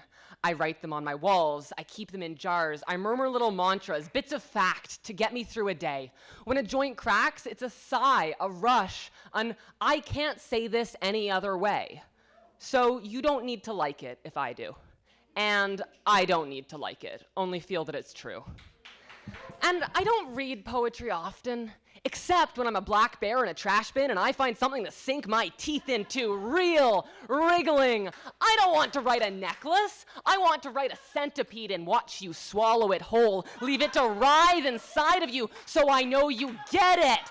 The thrill of the chase, cold water at night, bruises blooming from time and love. And I rarely write poems. I just chase the goddamn hamster. I just wear down the floors to dirt, to dust, with sweat, to mud, till the bones come out. Chew it till the bones come out. Then when the wind comes in, spit splatter paint words, and they won't always work, but it's not building towers, it's archaeology. It's standing in the Sedlec ossuary, being, vultures circling round a feeling, the skull of a child. Cold water at night. A scream. Put your bones with all the rest. Feel what it means. You are not alone and never have been. Thank you.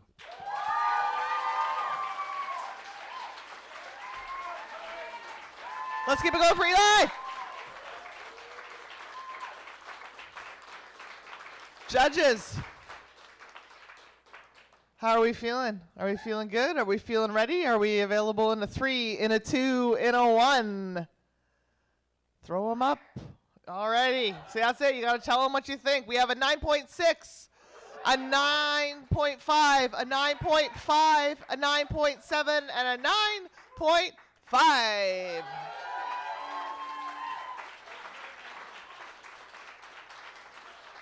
On deck, we have Cheryl Cook, but coming up next, let's keep it going for Michelle Strong.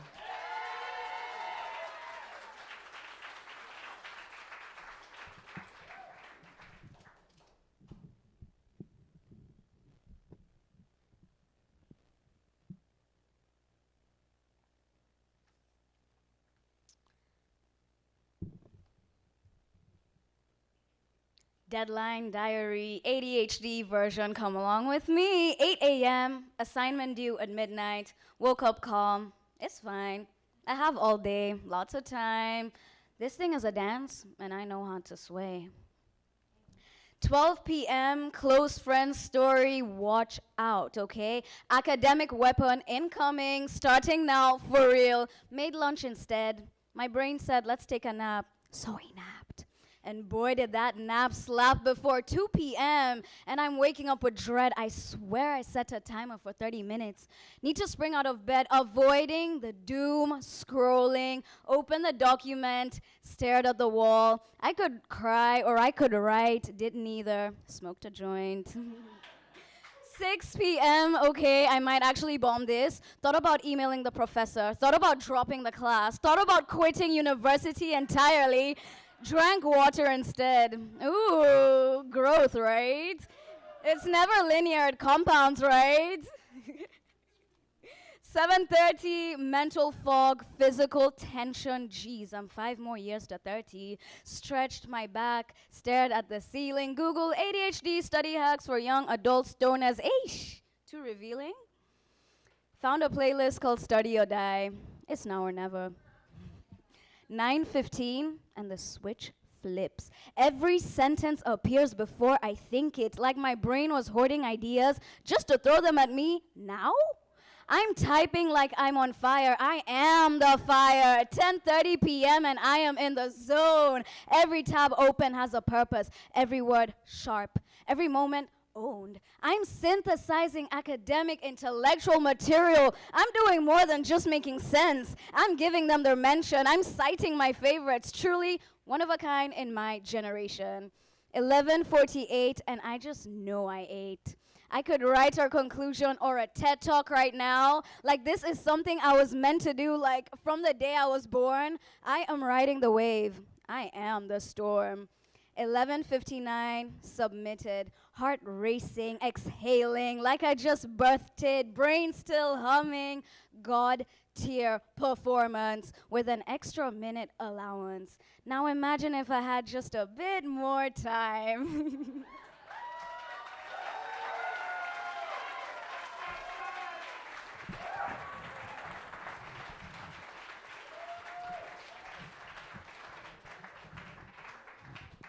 Let's keep it going for Michelle.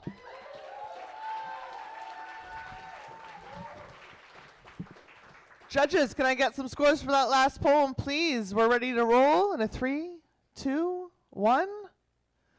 We have a 9.3. We have an 8.9.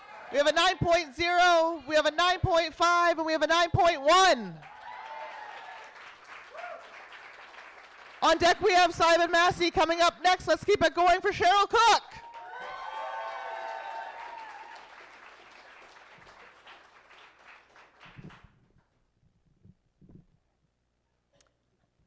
Hey, Thomas, can you tell me a feminism? Gareth says he is going to grow a Burt Reynolds mustache like all the Gen Z at this show, full of sequins and elder children with amazing stashes. And in my sequin fishnets, monochrome mustard velour, we are both so proud that I have a kid that is 20 who pays his own rent. Our 18-year-olds both still under our wings as we scrape by. I am laughing, will Marlo let you? And Gareth is laughing, fuck no. but I'll do it when she is in Costa Rica with Carrie, and Carrie is in front of me, so I lightly touch her back for co-regulation because I am suddenly dizzy, though Carrie doesn't notice because she is dancing. And so I use just enough pressure she knows not to worry. I am just checking in, because women build friendships on the banks of trauma. It isn't an issue to be just checking in, and I can tell that she feels it because she leans back ever so slightly. Stabilization. I am suddenly 10, and the perfect Burt Reynolds mustache is hovering above me, is crying at the edge of the bed, is telling me that nobody will ever believe me because I am just a little girl. He still has this mustache in court. I exhale, and I am back in the pub. Band just getting geared up, and the sound is rolling, some ocean gathering my soul from low tides. For a second, I deadlock gaze with Gareth. Breathe in, breathe out. The dance floor spins around us, and we are in the hardware store. And he is ranting about the patriarchy, about the government, pedophiles, the world he has to raise his daughter in.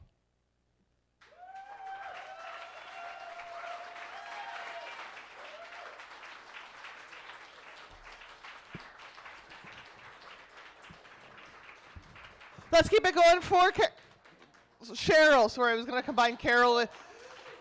Cheryl and Coco almost came out as something really inappropriate, so we saved ourselves. Judges, can I please get your scores for our penultimate poet of this first of this bout, please? 3, 2, 1. Scores up.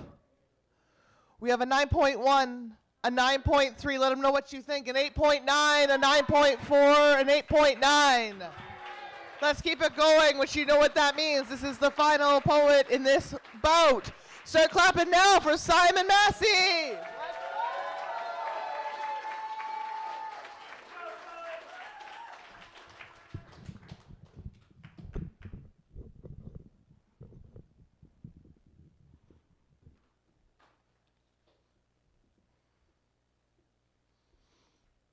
So many years ago, Misha asked me, Simon, why does country music suck so much? To answer this, you must first consider the audience.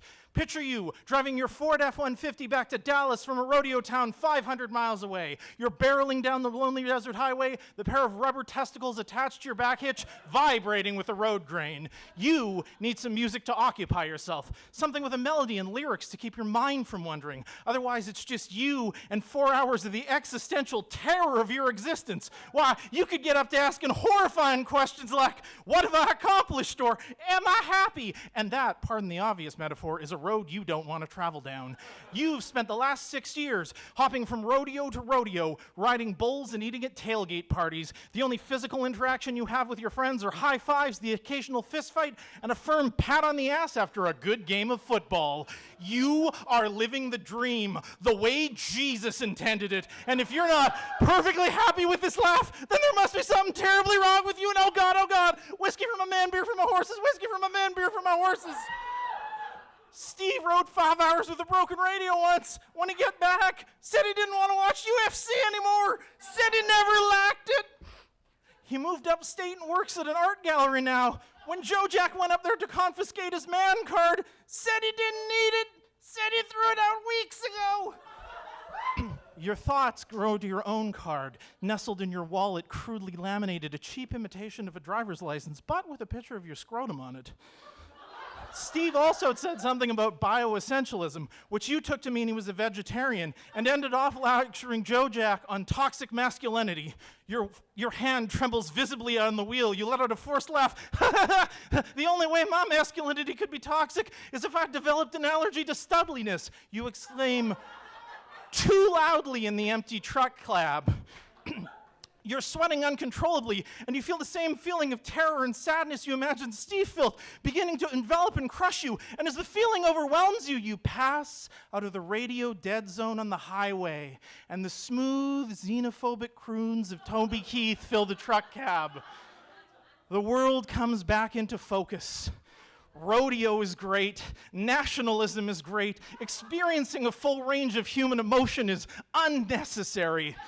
That massive, suffocating ball of terror and sadness works its way back down your throat and settles at the bottom of your stomach. And maybe that's all it was, just indigestion. Some bad ribs or old sauce. Nothing to worry about. Everything is exactly as it should be.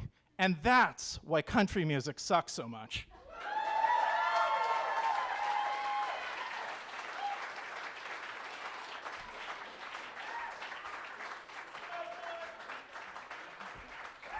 Let's keep it going for Simon.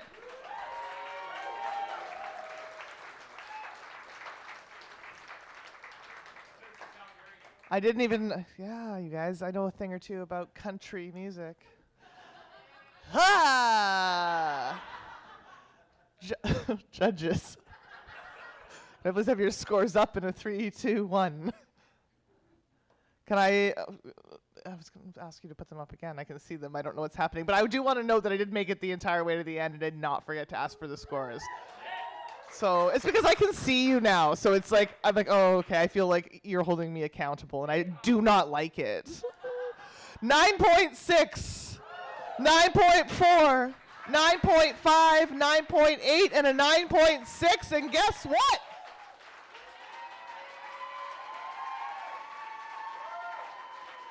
That brings us to the end of Bout 1. We've got a second bout coming up, so say thank you to all of our poets this evening. You will see them again tomorrow, all of them for the 4 and 1 minute rounds. Excited, but that's not all. We have another bout coming up. We're going to take a 10-minute break to get some drinks, use the washroom, smoke cigarettes. Only if you already smoke cigarettes, please do not start now. It is not responsible. Make some friends if you want to make some friends. Don't make friends if you don't want to make friends. Thank you to our poets. Big thank you to our judges. And a thank you to our audience. And thank you to Dennis the Menace.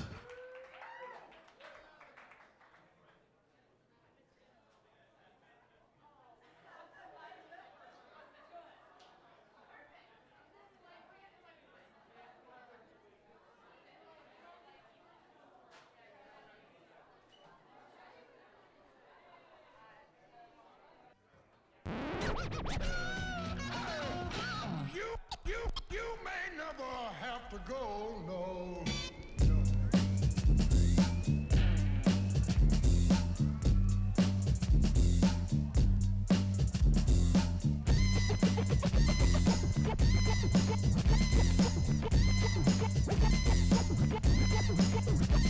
Me v'là, pêcheur, jamais à la pêche. Vu que la Bible dit que je suis quand même. J'ai grandi à 5 fois dans une bonne famille.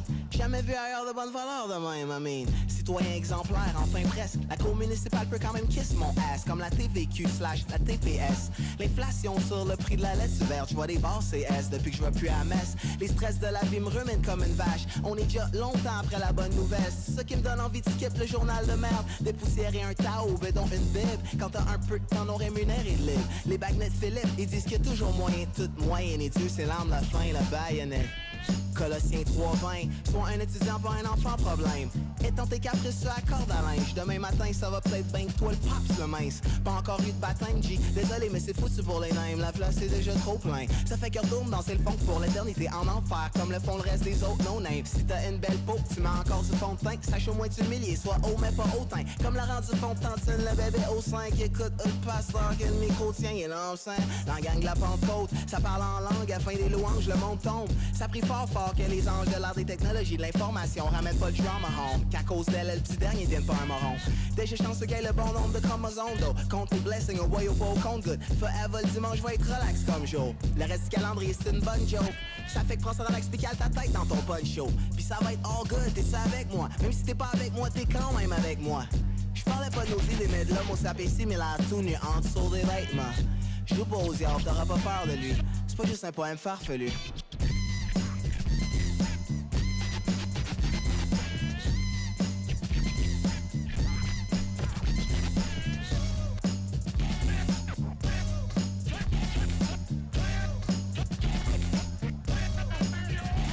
Les satellites se prennent pour des anges.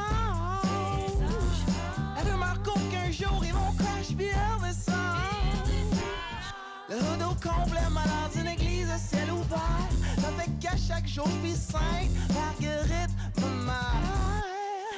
Ma mère. Ma mère.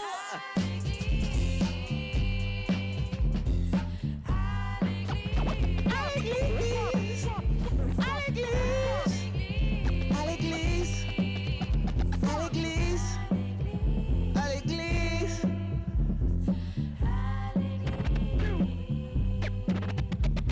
Les satellites se prennent pour des anges. La rumeur court qu'un jour ils vont crash puis redescendre. Le hood au complet malade d'une église à ciel ouvert. Ça fait qu'à chaque jour je suis sainte Marguerite, ma mère. Ma mère. Oh. Ha. Oh man, je veux dire, oh man.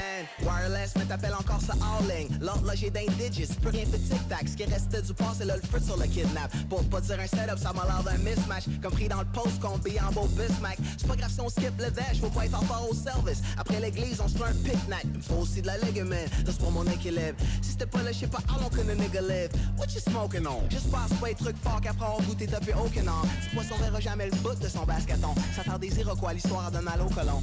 Toute la poussière continue de flotter à place qu'à tombe. Puis ça c'est un qu'un mini-piece d'un méga gagalon. Demande-nous si ça va, la réponse plus oui que non. Chaque 2 pas par en avant, on en fait un à reculons. Perdu dans Grandville, agglutiné anti-moton. Tout petit puis caché profond, comme des hippocamps. Gros shout-out à Ozan, a dit l'omnipotent. Des fois tu peux le croiser dans le quartier, mais pas tant. L'histoire est loin d'être gars, qu'est-ce que tu racontes? On se rejoint au parc en t-shirt, v'là un champ de coton. Là-dessus, je pourrais dire merci d'être né au paradis du hockey. De pouvoir me payer le luxe de jouer d'un bricolage. Mais je dirais plus merci pour la femme et puis les bags nice. Let's make it happen, amen.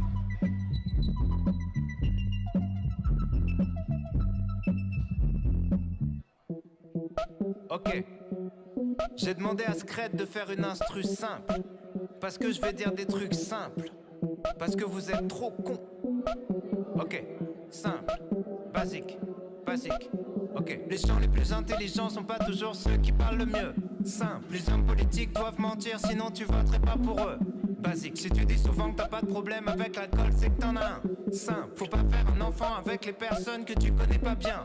Basique. Les mecs du FN ont la même tête que les méchants dans les films. Simple. Entre avoir des principes et être un sale con, la ligne est très fine. Basique. Hugo Boss habillé des nazis, le style a son importance. Simple. Les dauphins sont des violeurs. Ouais, méfie-toi des apparences. Basique. Simple. Basique. Simple. Basique. Vous n'avez pas les bases. Vous n'avez pas les bases. Vous n'avez pas les bases. Vous n'avez pas les bases. Si c'est marqué sur internet, c'est peut-être faux, mais c'est peut-être vrai. Simple. Illuminati ou pas, qu'est-ce que ça change? Tu te fais baiser. Basique. À l'étranger, t'es un étranger, ça sert à rien d'être raciste. Simple. Les mecs les plus fous sont souvent les mecs les plus tristes. Basique. 100 personnes possèdent la moitié des richesses du globe. Simple. Tu seras toujours à 1 ou 2 numéros d'avoir le quintet dans l'ordre. Basique. Si t'es souvent seul avec tes problèmes, c'est parce que souvent le problème c'est toi. Simple. Toutes les générations disent que celle d'après fait n'importe quoi. Cliché. Basique. Simple. Basique. Simple. Basique. Simple. Basique. Simple. Basique. Vous n'avez pas les bases. Vous n'avez pas les bases. Vous n'avez pas les bases. Vous n'avez pas les bases. Basique. Simple. Vous n'avez pas les bases. Basique. Simple. Vous n'avez pas les bases. Basique. Simple. Vous n'avez pas les bases. Basique. Simple. Vous n'avez pas les bases. Basique. Simple. Basique. Simple. Basique. Simple. Basique. Simple. Vous n'avez pas les bases.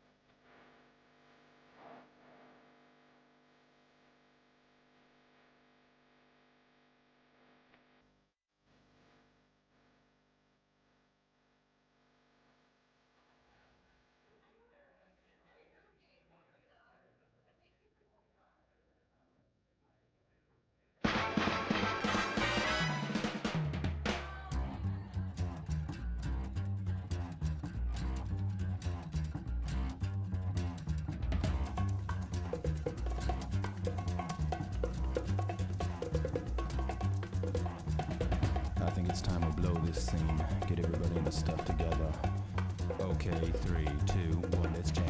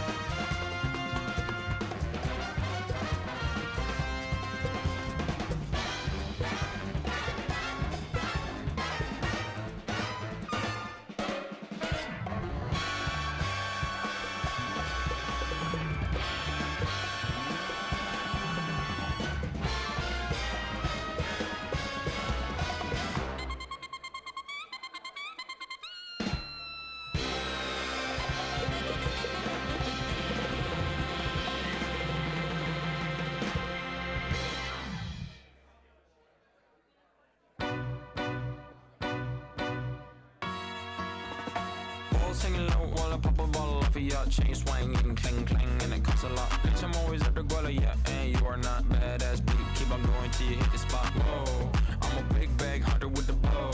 She got a big bed, never drop it low. Mama called me and she happy with the grow. Never ever fall for a party that's a no. Just pop the Kenny about a million options. So the stock and I stop doing the green. And I rock arenas, bringing the peace. I'm bumping that park in the car, pretending I got all the eyes on me. Got a bad baby and she's independent. Too many people older than me, they're seeking attention. When they want me about the goofies, man, I should've listened. And the smell of the money, my strangest addiction. She tit for dick, I let her lit, I had to dip. I'm off a fifth, I'm all rich now. I bought a whip, I paint a paint, it drive itself. The fuck you think? Yeah, I'm rich now. Hey, little mama, yeah, you heard about me. I'ma pop you like a pea, yeah, at a mommy. Yeah, feel so hot like I'm chilling on the beach. Yeah, baby in the sun like the Teletubbies. Singing low while I pop a bottle off of your chain swinging, clang clang, and it costs a lot. Bitch, I'm always at the guala, yeah, and you are not badass beat. Keep on going till you hit the spot. Whoa, I'm a big bag hunter with the bow.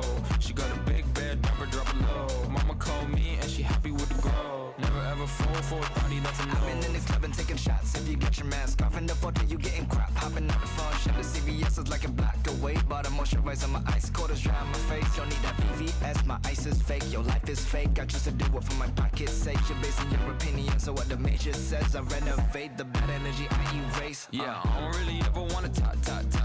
Only really ever wanna top. Guess I'm going back to the side. At least this money never really stop. Hey, little mama, yeah, you heard heard about me. I'ma pop you like a pea, yeah, edamame.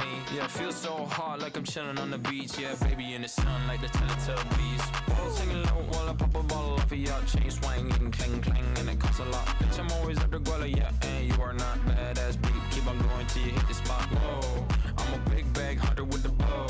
She got a big bed, never drop it low. Mama called me and she happy with the grow. Never ever fall for a thotty, that's an oath. Wanted me, I wish I knew. I wish I knew you wanted me. I wish I knew. I wish I knew you wanted me. What you what you do? Made a move, could've made a move. If I knew I'd be with you. Is it too late to pursue? I bite my tongue, it's a bad habit. Kinda mad that I didn't take a stab at it. Thought you were too good for me, my dear. Never gave me time of day, my dear. It's okay, things happen for reasons that I think are sure. Yeah, I wish I knew. I wish I knew you wanted me. I wish I knew. I wish I knew you wanted me. I wish I knew. Yeah, I wish I knew you wanted me. I wish I knew. I wish I knew you wanted me. Say to me, it's the morning. I wish you wouldn't play with me. I wanna know.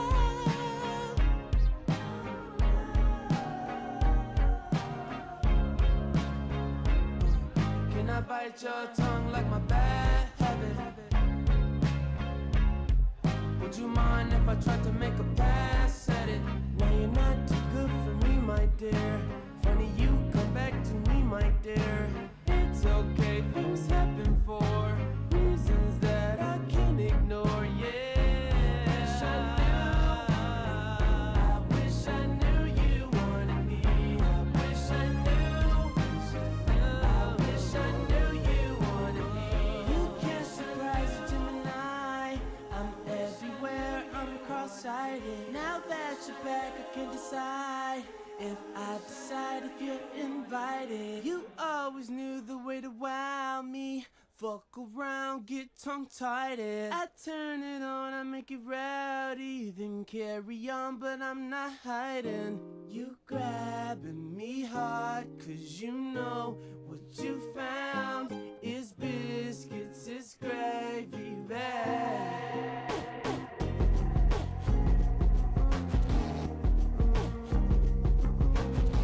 Hey folks, welcome back. How you doing? Do you know what slam coordinators and my aunt Lee have in common?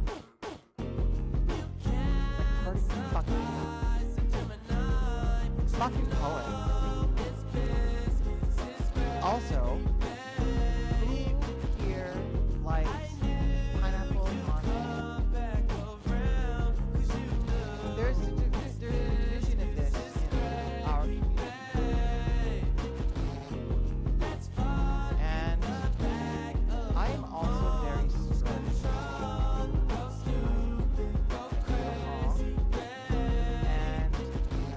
And so I told my team that if my resting bitch thing turns into being a bitch in the bad way, we have a code word called pineapple pizza. And it means an automatic like pause. Okay? Everyone say with me, pineapple on pizza. So tonight, I've been seeing and watching, I know that this, like, so much is happening.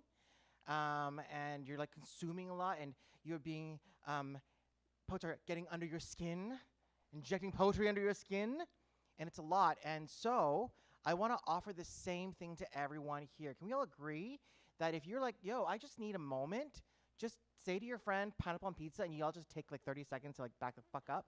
How's that sound? Yeah, cool, cool, cool. So, say it with me, pineapple pizza.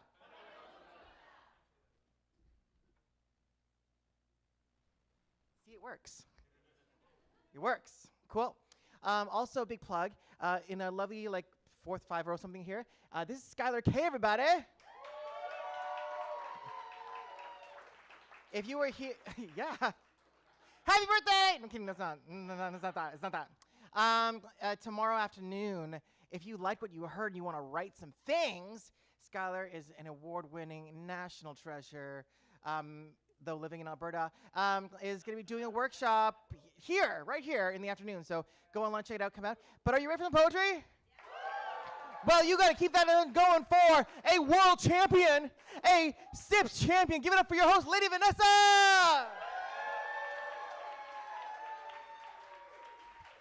How you doing? Yes? So I want to share a little tradition that I have back in Cali, Colombia. I was hosting the scene out there from Palabra Viva. And when I say cero ego, you're going to say pura alma. Yes? Okay. Cero ego? Cero ego? What that means is zero ego, pure soul. Because we're not here to feed the ego, we're here to feed the soul. Yes? Yes? All right, all right. We're going to get right to it. All the poets know the rules. All the judges know the rules. The only thing I'm going to say is there are some people that are going to make it to the next round, and there are some people that are not going to make it to the next round. What is your job as an audience? This is a conversation. This is not an invisible fourth wall that we have over here. So I want you, there's been poets that have been cooking, have been baking, have been making cocktails out of these freaking beautiful words. So give them your snaps, give them your yes, okay? Because they're going to go back to the lab and they're going to go, yeah, that one. Yes, this one could use a bit more work, and that's the best feedback that you can give them, your energy, okay? Yes? Yeah. All right, cero ego? Cero ego? All right, we need a sacrificial poet. Can we say blood? Blood. Yes, can we give it up for Brittany Ismalia?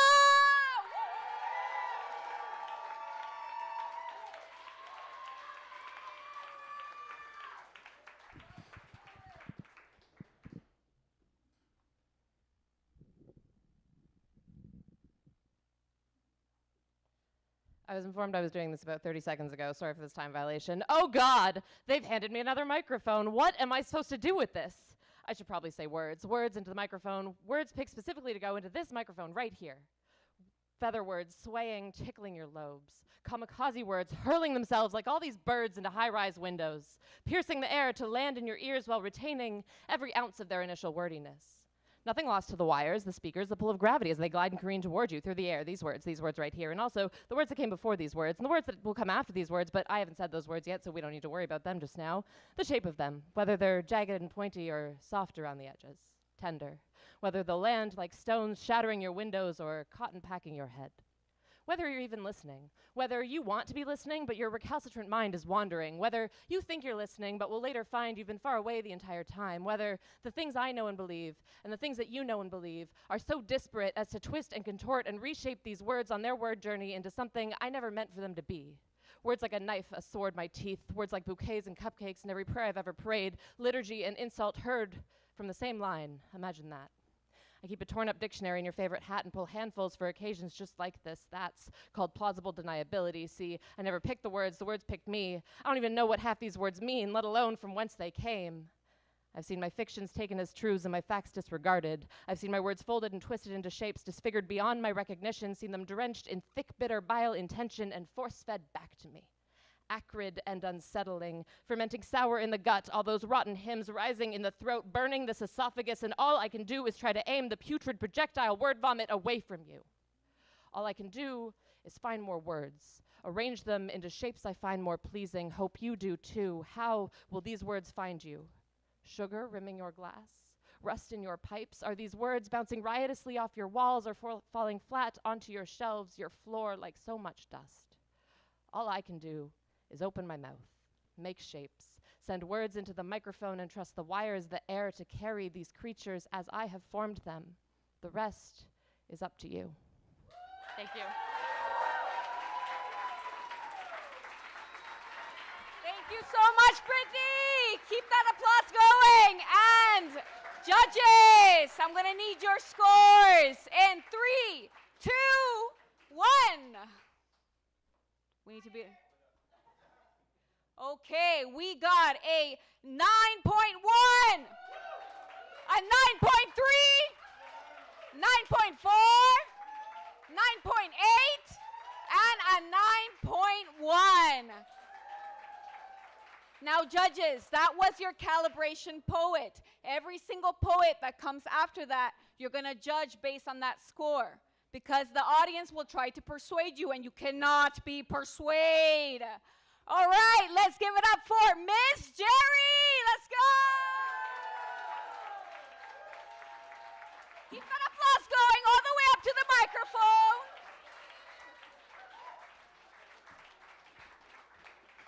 Just gonna give y'all a heads up. I'm from Saskatoon, so some of my poem has Cree in it, which is where I'm from. Why I write. I write for the women. I write for feminism. Now allow me to clarify. I don't write for the first and second wave. I write for the third and fourth wave, for the brown women who came before me, for the brown women who will come after me. I write for the women who are too afraid to speak. I write for the women who are too afraid to be seen. I write for the women who are the backbones of their communities. I write for the women who exemplify matriarchy. Feminism is defined as the advocacy of women's right on the basis of equality of the sexes. I write for the equality of brown women regardless of their shade, be they white passing or decadent chocolate. I write for the equality of brown women regardless of their gender at birth, be they AFAB, AMAB, or Two-Spirit. I write for the equality of brown women regardless of who they choose to love, be they straight, bi, gay, or pan. I write for the little brown girls who will break the cycle of intergenerational trauma. I write for the little brown boys who will grow up respecting the women in their lives. I write for Nathans, who will grow up surrounded by strong brown women. I write for Negosis, who will grow up honoring the brown women of his life. And I write for my women, for Namama, who raised me to be strong and proud, for Nitosasak, Nasigosak, who supported me and kept me in check, for Nokomak, who told me of the legends of the women of our people, for Notopanak, who guide me in spirit. I write for the Esquiwak.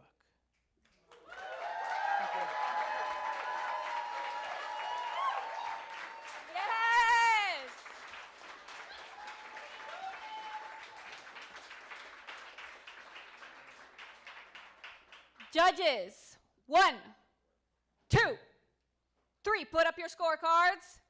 Yes, okay, we got a 9.2, 9.6, let them know, 9.9, 9.8, and a 9.4. Keep that applause going for Mitla. Mitla all the way up to the mic. Woo, woo, woo, woo, woo, woo.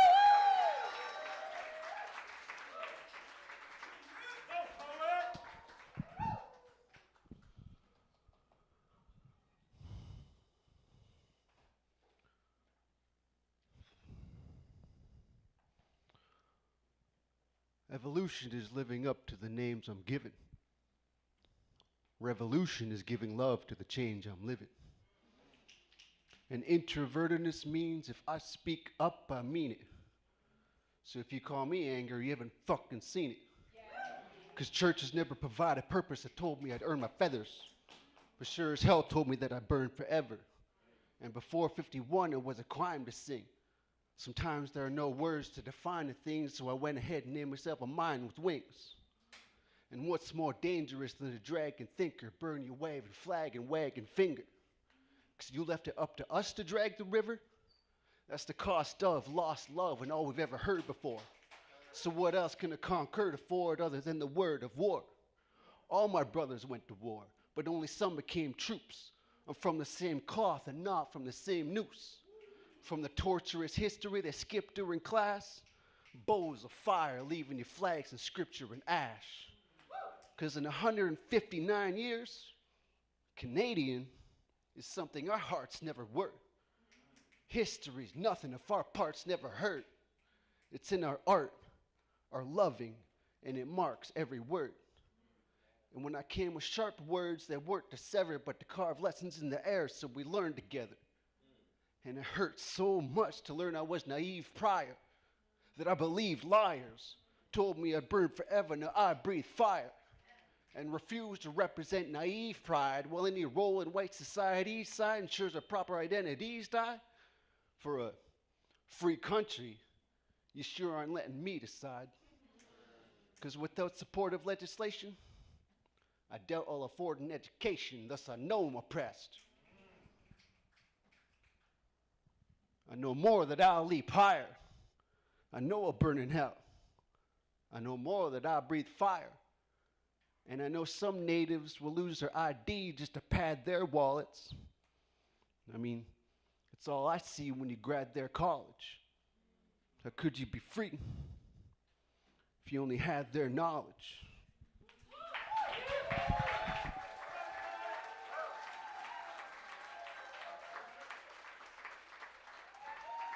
Keep that around going. All right, judges.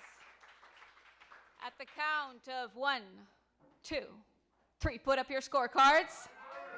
Already higher. Everyone's saying it. All right. 9.7, 9.6, 9.8, 9.9, and a 9.7. Keep that applause going for Aya. Come on, keep the applause going. Let's go.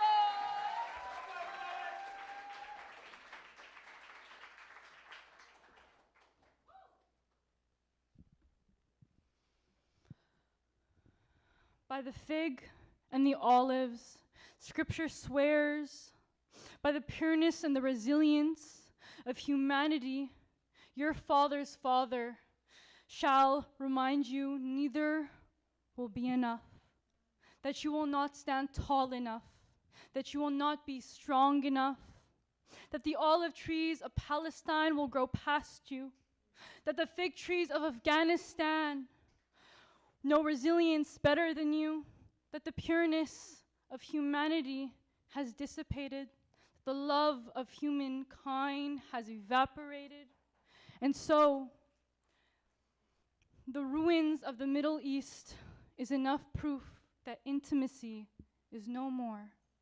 And by the fig and the olives, your mother's mother shall remind you that living is not enough, that the life you live has been diseased by the West.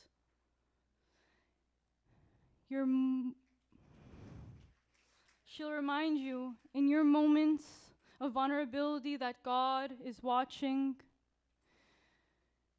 and you will not always believe. Etched in the most intolerable parts of yourself is Scripture. It is curses and it is folklore sayings that once drove countries. Etched into you is what religion calls sin and you call hope. An eternal prayer of faith does not live inside of you, but it lives in the crevices of your eyes, in the shades of your skin, and in the darkness of your hair. It lays in a history that you will never remember. Faith haunts you, and it reminds you of everything you've ever done wrong. And so, by the fig and the olive, Scripture swears by all the lands that you've destroyed, God shall remind you that you were never enough to begin with.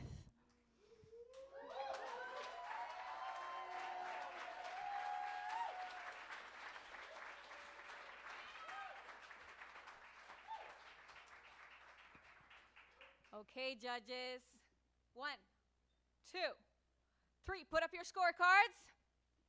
We got a 9.1, 9.7, 9.8, .8, 8.9, and a 9.3.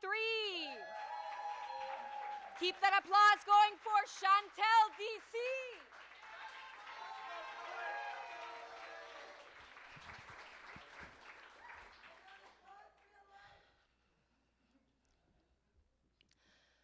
question, what happens when you die, used to freeze me. Looping in silent panic, what will I become? Wondering, will this life of mine be worth talking about? But what I do know is, when I do die, I don't want my body kept in a box.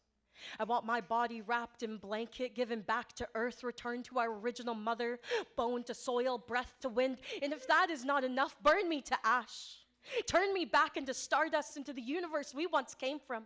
And under a microscope, you might see me flying with the shooting stars, see me sparkle, see me dance across the hemisphere, because every atom in me was forged from these stars. So returning to them feels less like dying and more like remembering. I was taught that these stars are people we love, still watching, still guiding, still near. So when you ask me what happens when you die, I shall try not to freeze or spiral. I will take a deep breath and I will tell you I will be returning to what was once home, to a sacred place of refuge where my spirit is welcomed like family. There will be a celebration, voices from past lives, clapping for everything I've endured, all I've survived, all I became, and I may be scared and anxious still, but I will no longer freeze at that question, because I know when I die, my spirit will finally find rest, no longer searching for peace, because I will finally return home.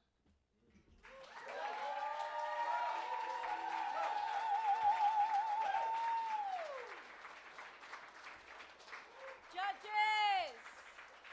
At the count of 1, 2, 3, put up your scorecards. Okay, we got a 9.2, 9.5, 9.9, 9.5,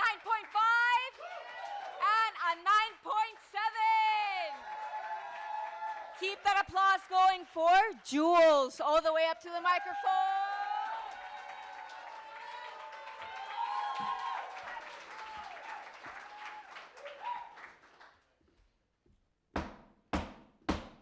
The droopy gray monster and I are trapped in a small windowless room. There's a wardrobe and a rug and a bed with a thin gray sheet. He and I stand in the middle, staring.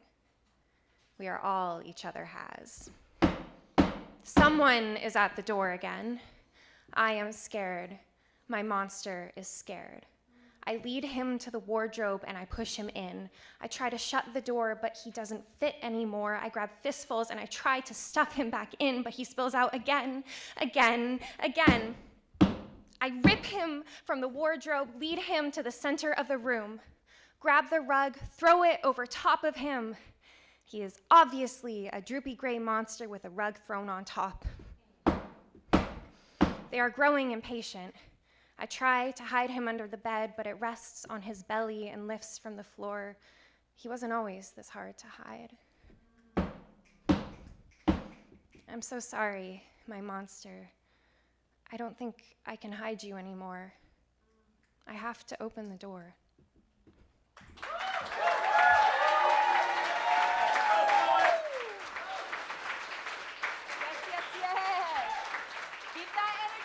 Keep that energy up. Judges, at the count of 1, 2, 3, put up your scorecards. We got an 8.9, 9.3, 9.7, 9.9, and a 9.8. Keep that applause going for Dahlia Lesh. All the way up to the microphone. Keep that applause going.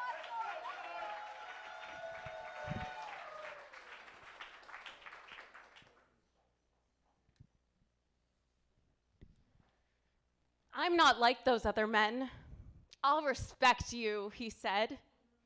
And yes, if respecting me meant pinning me to a bed and begging until I said, okay, go ahead, then, oh boy, did he respect me. Maybe my dictionary carries a different definition of respect than his.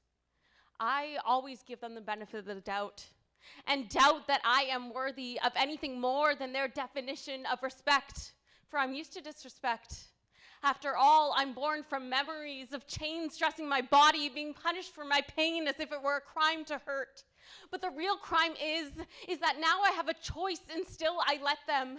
I let them hold my peace in their dirty hands, let them twist my worth into whatever shape suits their desire, let them set fires to my garden of flowers that once grew as I swallowed their disrespect, because in the end, no matter how much they disrespect me, it will never come close to the ways I disrespect myself. But I am learning to heal myself. I am learning to find home beyond rock bottom, learning to record my pain onto paper instead of skin, learning to begin to believe I am worthy of something more than their definition of respect.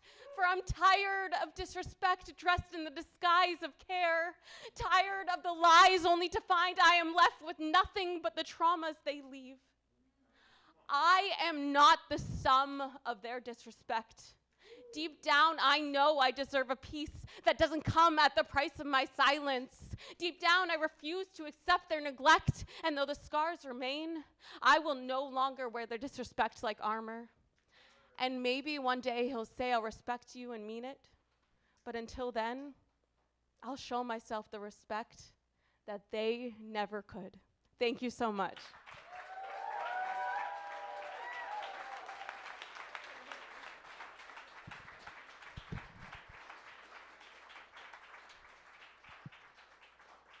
Judges, at the count of 1, 2, 3, put up your scorecards. We got a 9.0,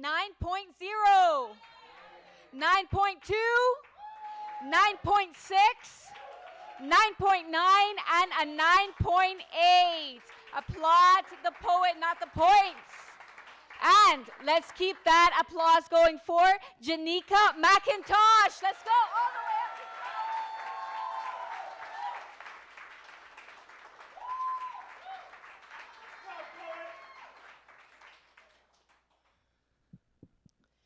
Let me tell you a memory. The swing set groans beneath me while blood riots a pulse at my knee. Do you remember the flexible canvas seat cutting at your freedom? You're anxious but swallow. Its frame is held together by habit more than sorrow. A cradle of tension you return to. Another system we outgrew, like a classroom that is still desks in succession. It has not changed, but have the lessons. You see, bolts are loosening over years of weather and wear, a relic of something built to discipline motion, to teach rhythm, predictability, devotion. I return to it like a ritual, pumping my legs instinctual, just like my mother taught me, the lesson like throwing a baby in the open water. Whose limbs flail wild but a daughter's? Fists cutting water, mouth filling with it. The baby drums and kicks and twists, not from knowing how, but from not knowing what else to do. Thrashing until it floats. That is the girl I was, surviving. I held my own name in my mouth like a prayer. Inside of my stomach, 100 monarchs stirred. How did they get there was the wrong question. It's how they would break free. Trapped in a body taught to be still, to thrash quietly, to not distract the boys. I didn't understand it then. The rules and regulations that bent me, a language I was still learning, so many words missed me. I was just a girl, and despite not knowing where I belonged, I moved like mist on the water's surface, but the girl becomes a pendulum, swinging between fight and control, not slender enough to exist between flight and censure, as her legs defend her, performing without surrender. What felt like flying was only permission to repeat. I jumped not to escape, but in release. This is the girl I am, gladly missing her gut and learning to take up space. Thank you.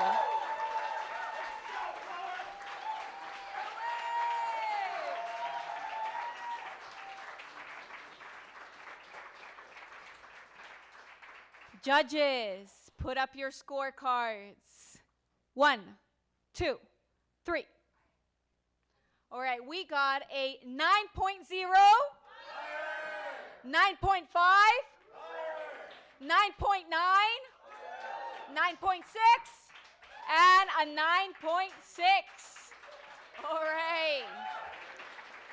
I can tell we're losing a little bit of the energy, so I'm going to go again. Cero ego. Yes, cero ego. Cero ego. Give it up for Kelly Mary McAllister.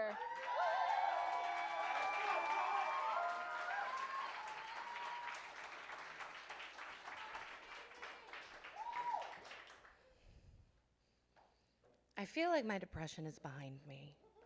Not that I have overcome it. Climbed out of the hole that it digs for me, sapping all the color from reality until I'm ready to lie in it willingly. No, I feel like my depression is behind me like a predator. Heavy footfalls that echo my own hot breath on the back of my neck that makes those soft hairs stand up in warning. The hackles of a wolf that only attacks itself. I've danced with depression for decades. A frantic paso doble as it spun me around the dance floor, and I twirled and I twisted and I twined, gracefully eluding its hold. Sometimes I was dipped so low, I wondered how I'd ever regain my feet. But momentum, it carried me through. If I never stopped moving, if I never stood still, I was safe.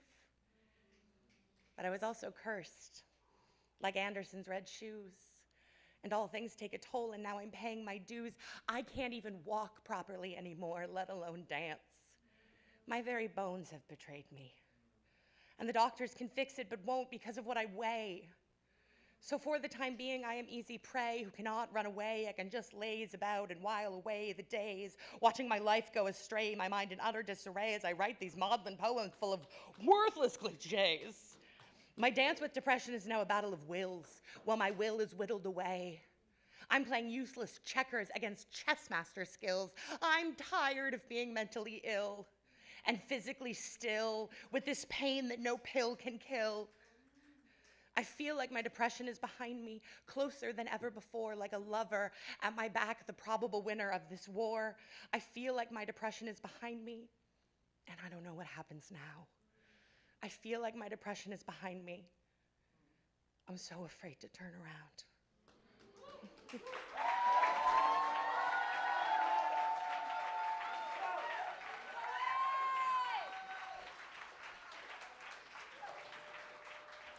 Judges, at the count of 1, 2, 3, put up your scorecards.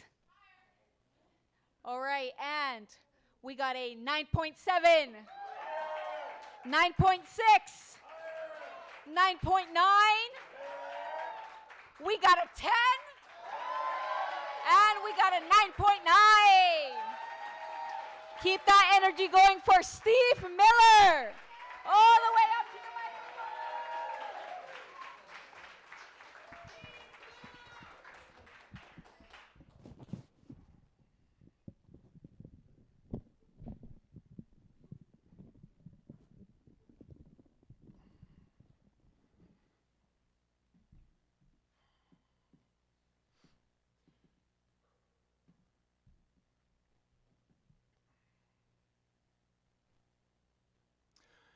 I'm kind of simple, but I wonder about the simple things. I wonder about the simple things that make her smile Atlantic summertimes and then cry Pacific Coast winters. Things like a make-out breaking realization that makes us both laugh uncontrollably in my bed when she says out loud, "Holy shit, I get to be the girl."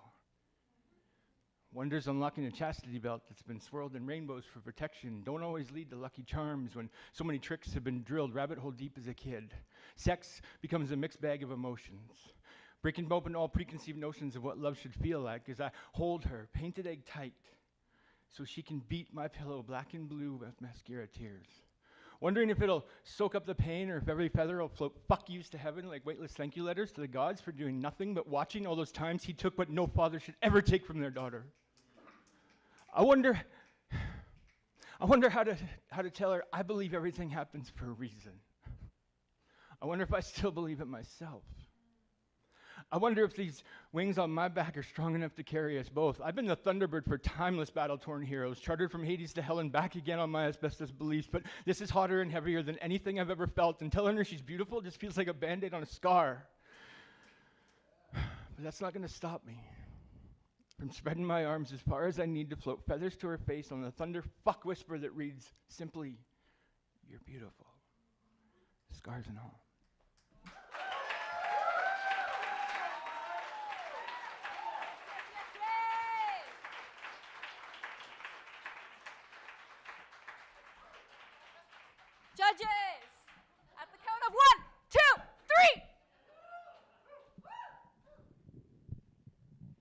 got a 9.1, 9.7, 9.7, 9.0, and a 9.8.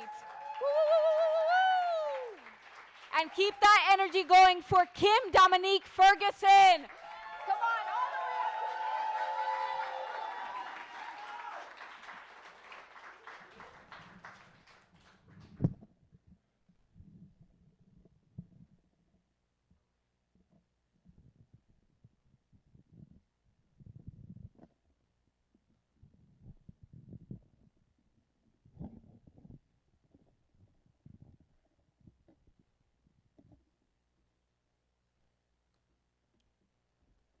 One thing I loved about my father is we always found a way to share laughter. And even though he is gone from this plane, the sound of his laughter is never too far away from the memories held in my brain. Dating back to 2016, fresh out of a surgery that would grant him 5 more years in our lives, my stepmother and I would take shifts staying at my father's side. See, they had to slice his stomach open to get to the Glatzkin tumor held within his abdominal walls, and therein lies the rub. When you laugh, your diaphragm contracts. It's a wonder people whose bellies extend out to here but laugh more than Santa Claus at an elf comedy roast don't have six-pack abs. The contraction of the diaphragm contracts the abdominals, and when those walls have been torn apart, exposing the intestines, the stomach, the liver, the healing takes time, and though they say laughter heals the soul, nothing can prepare you for the pain it will deliver. So, sitting beside my father, providing color commentary about the goings-on in the hospital, simple things like, "I think your nurse has a crush on you, you know. Do not fart in front of her." And he would burst out into an ululating laughter I had never heard before, followed by his pleas of, "Don't make me laugh, don't make me laugh, don't make me laugh." But at this point, I couldn't help it. Anything I said made me into Richard Pryor or Eddie Murphy. According to his hollowed-out laughter, I was the original king of comedy.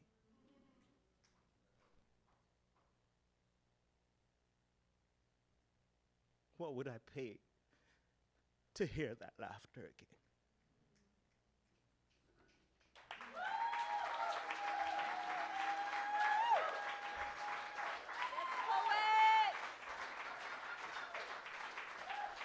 Judges, at the count of 1, 2, 3, put up your scorecards.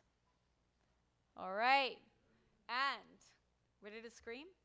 We got a 9.1, 9.5, 9.8, 9.1, and a 9.9. Keep that energy going for Axis. Axis all the way up to the mic. Keep it going, keep it going, keep it going, keep it going. Keep it up, keep it up, keep it up, keep it up. Let's go, forward.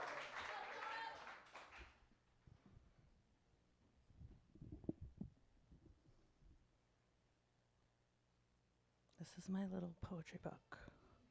Look, it's cute. Anyways. Mediocre rich man.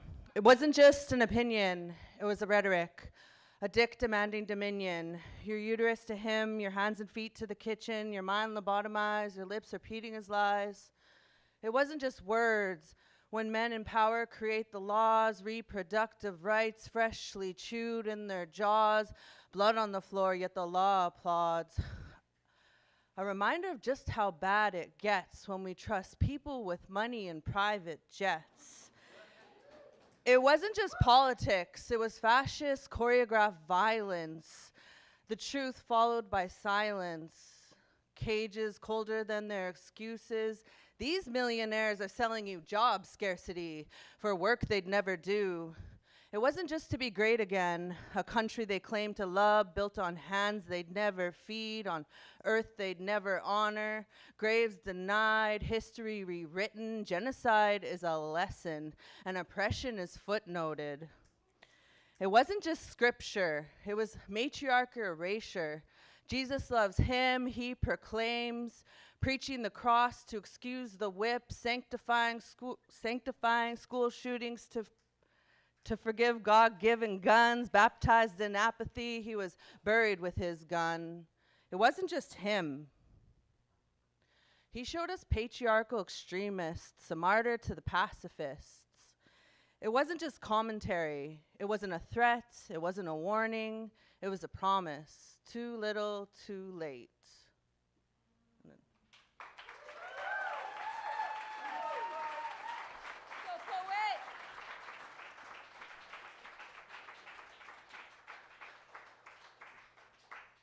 Judges, at the count of 1, 2, 3. You sure about that? All right. Okay. I'm like, you're going to get some raging poets right now. Some very mad poets. Okay, we got a 9.1, 9.5, 9.8, 9.0, and a 9.5. Let's keep that energy going for Cinnamon. Let's go.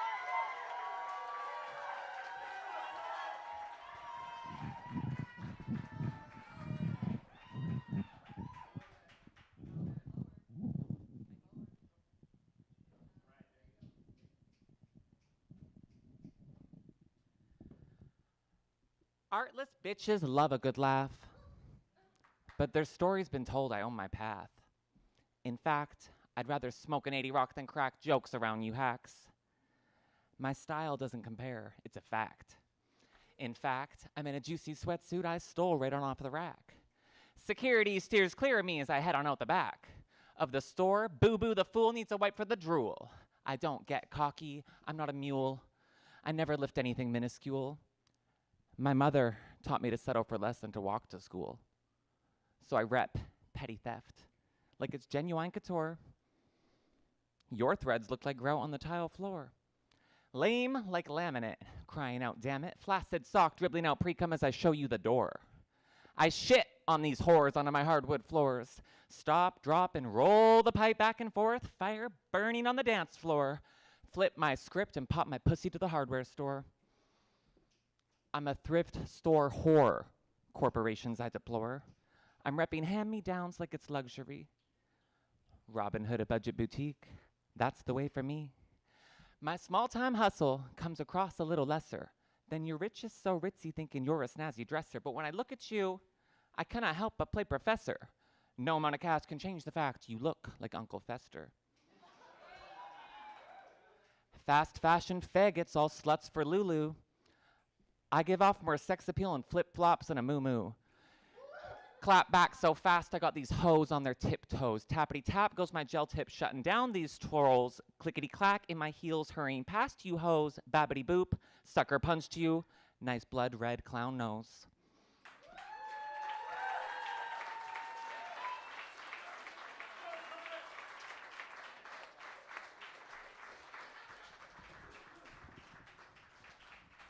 All right, judges. This is the last one for this round. In 1, 2, 3. Put your scores up. All right, we got a 9.7, 9.7. We got a 9.8. We got a 9.4. And we got a 9.6.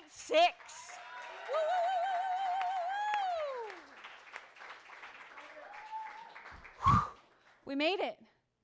We made it. Yes, we made it past the first round. All right. We're just going to take a few minutes just to, gather up all the points because, judges, you did a great job. You kept it very tight as well. So we have no idea what's going to happen. But essentially, do you all know why you're here? Or just in existing and life? So we're here because we are doing the National Individual Poetry Slam, by which one individual is going to get to represent the national scene on an international level in Abjadjala, which is the entire continent and the Caribbean islands as well. And it's going to be amazing. It is a beautiful, beautiful experience where poets get to literally meet people from the entire continent, and it just broadens your world also to other poets, and then you just basically get to expand the family. And then after that, 10 people of the whole Abjadjala scene will get to qualify to go to the World Poetry Slam, which they finally got it like actually together. Like it's not the weird one. This is the actual one. 'Cause like, what? It's not in Paris. This year is gonna be in South Africa. So it's gonna be super dope. When I got to compete, it was 40 poets from around the world competing, and it is a beautiful, beautiful experience. So just so you know, like you're here, judges, you're judging some important shit, okay? And thank you. All right, do we got some? All right. I think we're still going. Okay, I'm here for a few more days in Vancouver. Anything that I should check out? Food, where? Where is this? What is it called? Baraka. Okay, and what? Ooh, okay. Where? It's an art space. And what would I experience there? Like visual art? Okay. Yeah. Ooh. Ooh. Okay. Okay, beautiful. Okay, great. I love it. Okay. I might actually just leave somewhere for you guys to just write, all your suggestions. Please and thank you. Okay, are we ready for the second bout? Let's go. When I say cero ego, you say pura alma. Cero ego. Cero ego. All right, let's give it up for our first poet up on the mic, Kelly Mary McAllister. Let's go.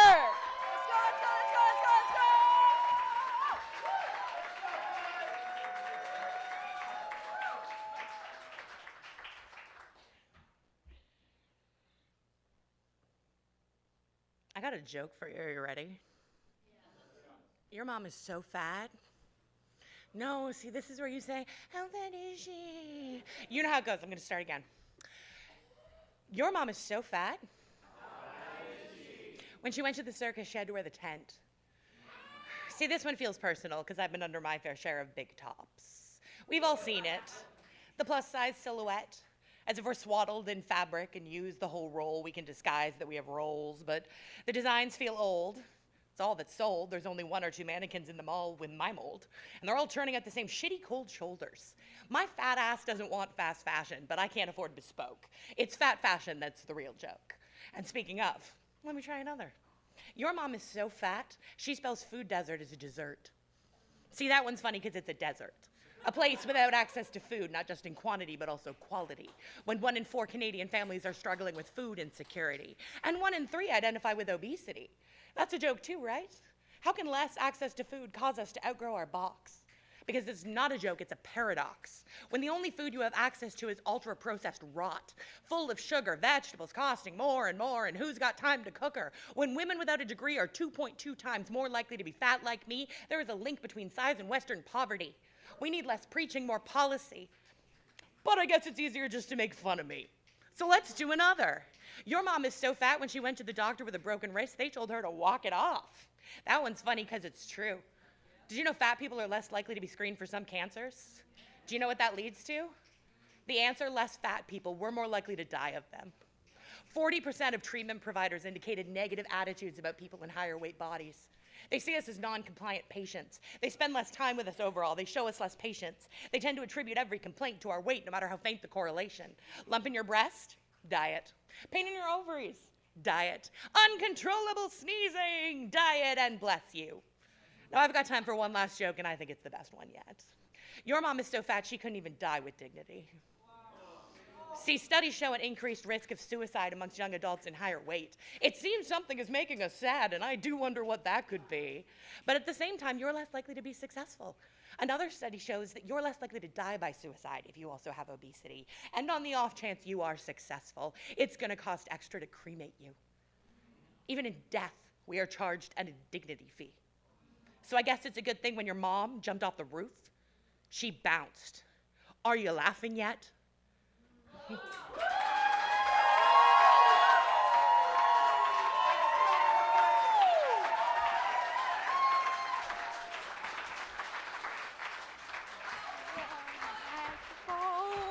Judges, at the count of 1, 2, 3, put up your scorecards.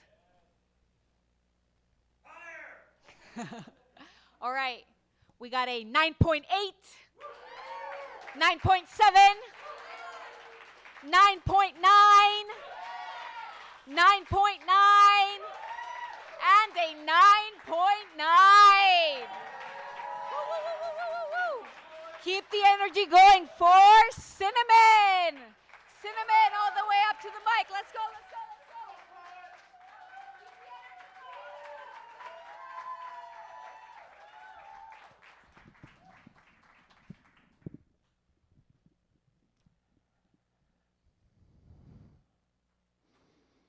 Mirror, mirror on the wall, who's in dire need of some alcohol? Me, bitch, lest I withdraw. Sweat dripping, body shaking, looking abominable. Unacceptable to me to let my money run amok.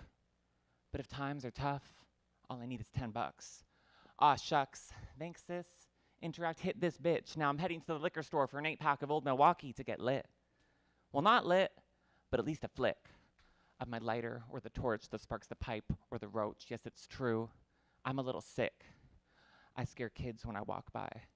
I make old ladies sneer at my queer external evidence. Until the day I die, I'll make a normcore bore's jaw drop to the floor as this forlorn whore walks on by and cracks her 7th beer with her teeth.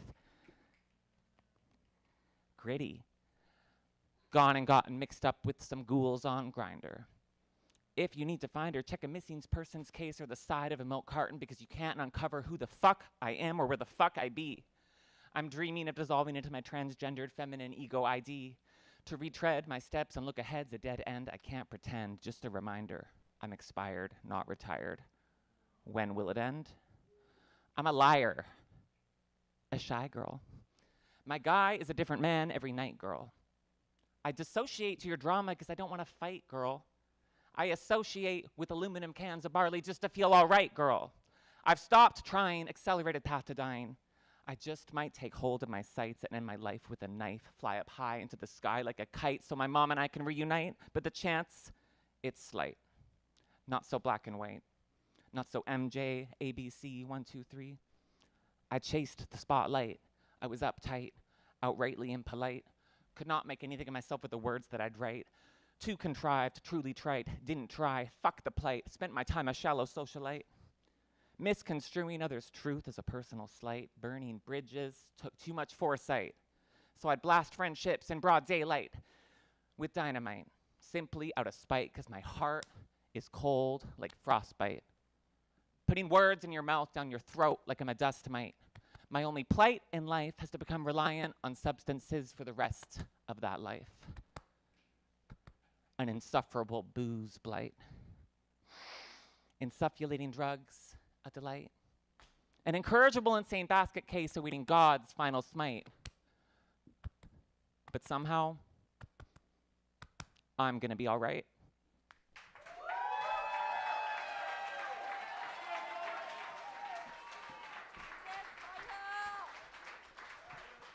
Judges, at the count of 1, 2, 3, put your scorecards up. We got a 9.9, 9.8. We got a 9.8. We got a 9.4. And we got ourselves a 10. Keep that plaza going for Miss Jerry.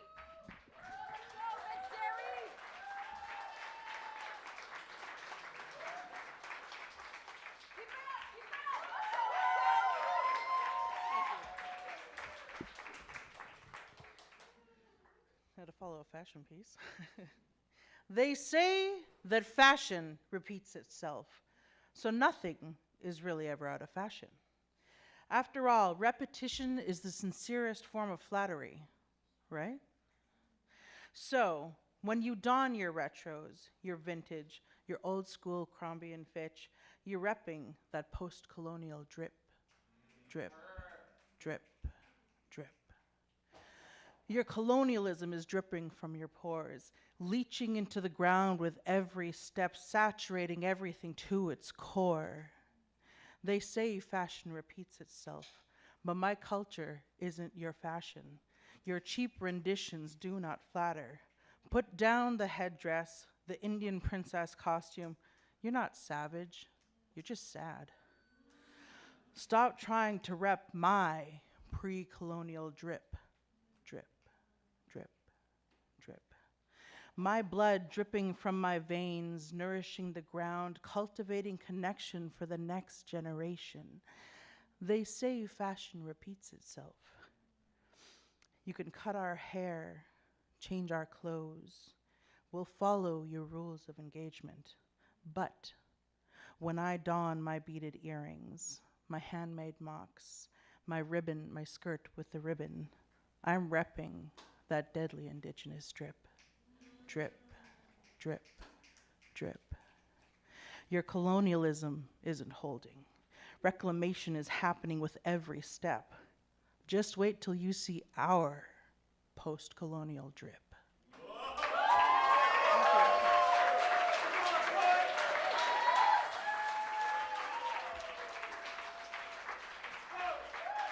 judges. At the count of 1, 2, 3, put your scores up. And ready to scream? Okay, we got a 9.3, 9.5, 9.9, 9.5, and a 9.6. Keep that applause going for Mitla. Mitla all the way up to the mic.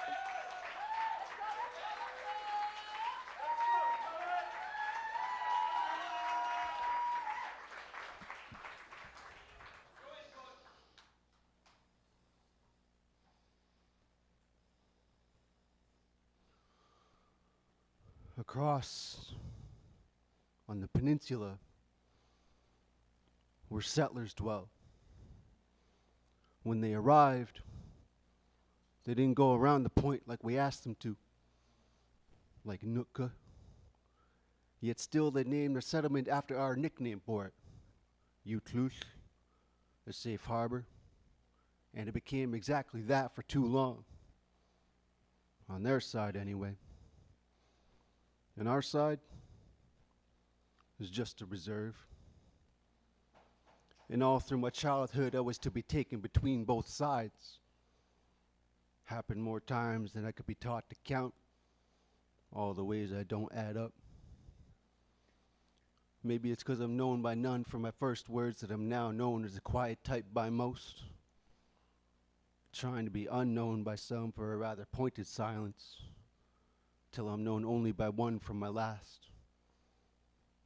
And the only person who deserves a goodbye is the only tzawak who asks for it.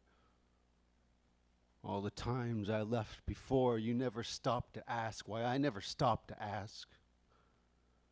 Knowing them taking me whenever they wanted turned to me running when I needed.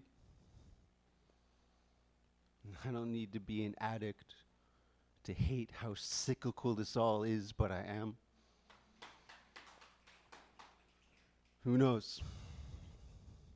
Like anything about me, it's connected to everything else. Hard to say where I'm from, having to start over as many times. It's hard to stay, knowing I'm one of a few who ever got to. And I'm hiding an ocean nearby. For medicines my body knows and misses, and for goodbyes I simply missed. While the drowned teach you the language of this body, one drop, one splatter, one slip through the cracks at a time. And reflecting alone is hard. Except on the days I protect my sacred emotional spectrum. We are survivors of and with survivors. And foster kids all the same. And when a cross became more than a shadow and a fee simple plus sign, did it do shit to tighten the shipwreck being pulled between each shoreline? Because at this point, you can't take the white or red out of the red's neck. You can't solve trailer trash or throw out the Indian problem. I am the worst of neither worlds. At least we were. My brother always liked the fog. Said it's white. So white it can't see past itself. You can't see a cross. A cross can't see us. Can't watch us.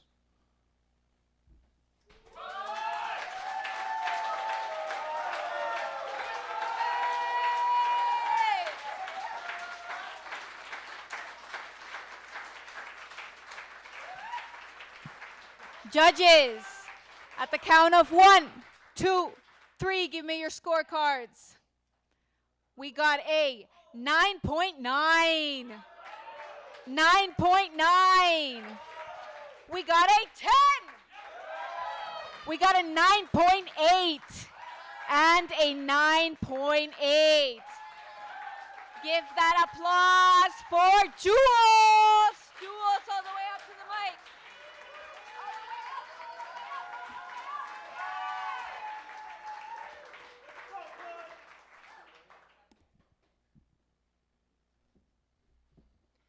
A regular at my cafe orders a vanilla soy milk latte and asks, "Where have you been?" My head spins, the espresso pours, the soy milk screams. What can I even say to him? That I was sick, but not really. It's just that my chest was so tight and the air didn't feel right, and I was so sure that the world was ending because the sun was so bright. I tried to open my curtains, but they were made of lead. I think I might be sick or something. Something is wrong with my head. See, my body was made of water. And for the first time, I saw everything clearly. The world outside my window and chaos, corruption, consumption, everything, save for the birds, all singing the same song at the exact same time. Where was I? I was out looking for God. And when I couldn't find him, I became him. And I held the whole world in my hands, this world, this brave new world. And there was so much beauty, and there was so much joy, and there were so many mothers crying my name over and over and over again, and so many birds singing the same song at the exact same time. It was too much, too much, too much. So I did what any good God does, and I ran away. And I hid from everything outside my bedroom, but the birds were still singing in my bedroom. The birds were still singing in my head. They were still singing. It was too much, too much, too much. Get out of my head. Where was I? I was in my bedroom. Curtains drawn, spiraling like the soy milk in your latte. Where was I? I was becoming a ghost. And I can't work if I'm a ghost. The coffee would slip through my fingers and fall to the floor, and I didn't want to make a mess. I couldn't make a mess again. Where was I? I was out looking for answers, but I only found more questions. I only found more birds singing, pulling at the curtains until the curtains split like a lemon, and the sun came pouring in, and there was so much beauty, and there was so much joy. Even the sky was singing. The sky was singing. Where was I, girl, was becoming God. I, girl, became ghost, and I watched the whole world slip through my fingers. Anyways, here's your vanilla soy milk latte. Please enjoy, and I hope you have such a great day.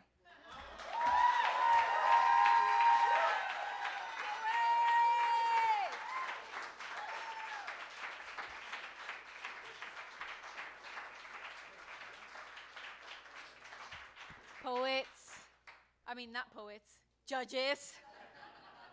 At the count of 1, 2, 3, put your scorecards up. We got a 9.7, 9.7, 9.9, 9.7, and a 9.8. Keep that applause going for Janika McIntosh.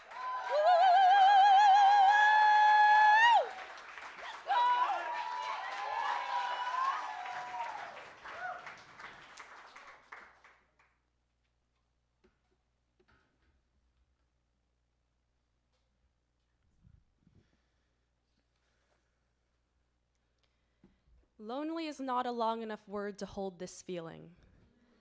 It looks so small, dressed in black on a white canvas. It is found with bruised shins from kneeling at altars. Lonely are the footsteps of a widow, sunken in the flat earth with no company, low until the ground paints over her despair. Morning dew has softened the path that lonely drags her down. I fear she misses lonely when she passes through the crowds. Lonely are the syllables in a nervous stutter that never form a word. The pieces of a puzzle fallen between seat cushions that even the eager kids have stopped looking for. Lonely is a small word to hold this feeling. It is spoken much easier than it could be described. Lonely is this day when you are nearby but out of reach. Lonely is the desire that burns within me and the guilt that keeps the flame small. I fear that I shouldn't want it so desperately, though if offered, I would sooner tear my own flesh off of my bones. I am even smaller than the word lonely, so how could I express myself? Lonely is the shelved muzzle of a rehabilitated dog. Lonely are the piano keys that never get played, starved. Lonely is my skin, my lips. Lonely are the moments I return to the age of 6, and again at 13, and again at 17, and again at 23. I am 23. Lonely is the mug that never gets filled no matter how much water is poured. Lonely is my reflection in the TV when the movie ends and the credits roll and I never see my name, though I swear I saw myself in the film. Lonely cannot be the end, so I will call it the beginning. The beginning are the eager nights that roll into weeks of self-loathing. The beginning are the workout clothes folded last night that will now sit there in the glow of the morning.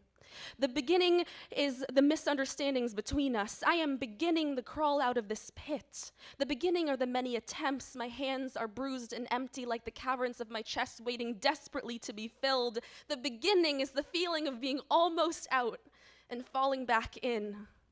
I feel it before, during, and in between each breath. After is this solace of nothingness until the beginning reappears. It always does.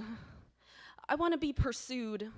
I want to be loved with a consideration of my needs. I want to stop being lonely. I push and I push, waiting for someone not to peel away. They always do. Lonely never left. The beginning I always return to. The beginning is only showing the easy parts of me, not the ones my mother spun in her malice, nor my father dampened with his sadness. I am more sad than I am happy. I am more empty than could ever be filled. But I am only beginning again. Thank you.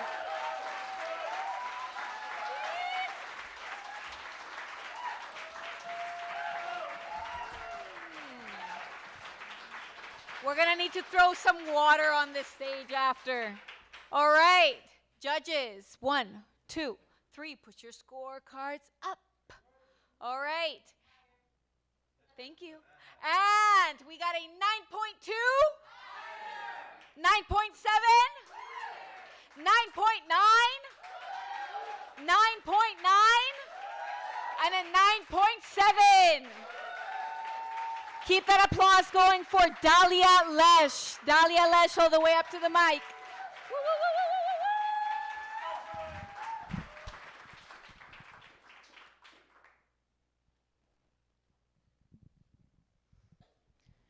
In a world divided by hate, where people pick sides and launch missiles at the other, I too choose a side. I side with humanity. Humanity. Have we forgotten what it means to see each other as human beings instead of open targets? Mark circles on the minds where hate sits in the cracks like mold in a forgotten room and shoot arrows of kindness. It takes bravery to stand in front of hatred and not mirror it. It takes courage to speak up when the loudest voices are calling for blood as wars flood across headlines like they're entertainment. But maybe if we squint, we won't notice those starving on our screens, the real life horror scenes full of guns and machines as teens learn war and children learn fear. Hate does not fall from the sky. It drips from the vessels inside us. A whisper in the mirror telling us we're not enough.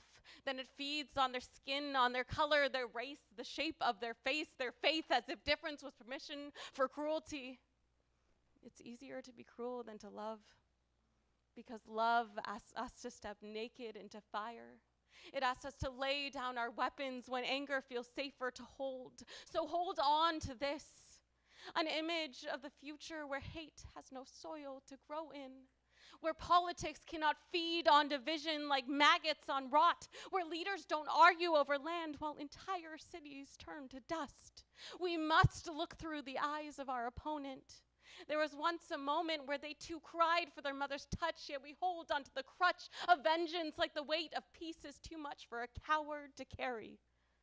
So let's fight the only war worth fighting, the one against our own capacity for hate. And maybe then we will all finally see that humanity was always the only side. Thank you so much.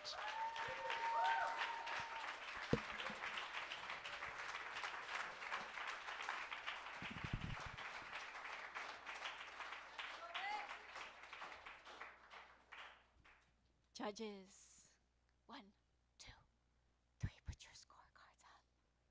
Yes, we got a 9.4, 9.6, 9.8. So that was a 9.4, 9.6, 9.8, 9.9, and a 9.4. Woo, woo, woo. Keep that energy going for Steve Miller. Steve Miller.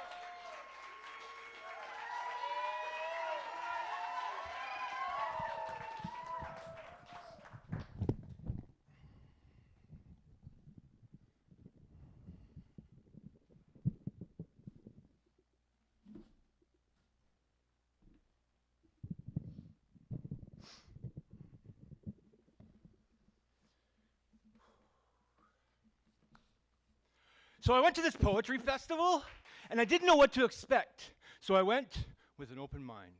But it soon became a mind wide open, so wide open like an ocean of sky, blue sky. And there were poets using words like medleys and semaphores and like. So much like medleys for feelings like happiness and joy, sadness and anger. So much sadness and anger, bringing tears, baby tears, enough to fill an ocean's worth of ocean with dolphins caught in nets made from plastic, recycled six-packs, and people made from sadness. So many sad caught plastic dolphin people shouting, help, help, you're ruining our ocean, so much polluted ocean. Babies and trees falling dumb on deaf ears, shouting about hot wind breaking greenhouses shooting stars at them. So many gassy greenhouses farting dirty stardust everywhere. So much stardust touching us inside. Bad touching. Really bad touching. Really bad touching. And there was sex. It was good, like consent sex. Good sex. Like fucking in love sex. Just love fucking sex. Fuck you sex. Fuck you to love sex. So much fuck you to love sex. Oceans of fuck you. Polluted oceans of fuck you, with trees killing dolphins, with plastic fuck you nets, and babies dying like angels, like birds with wings that fly, falling out of the sky like pillows full of heavy metal, impacting earth, exploding feathers into the sky. So much sky! And it was blue.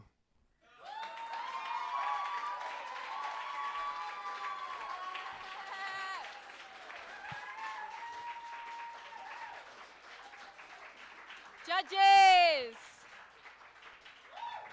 Uno, dos, tres. Put your scorecards up. I guess that didn't work. Okay, 1, 2, 3. Yes. Okay, we got a 9.8. We got a 9.5. 9.8. We got a 9.9 and a 9.9. Keep that applause going for Kim Dominique Ferguson. Kim, all the way up to the mic.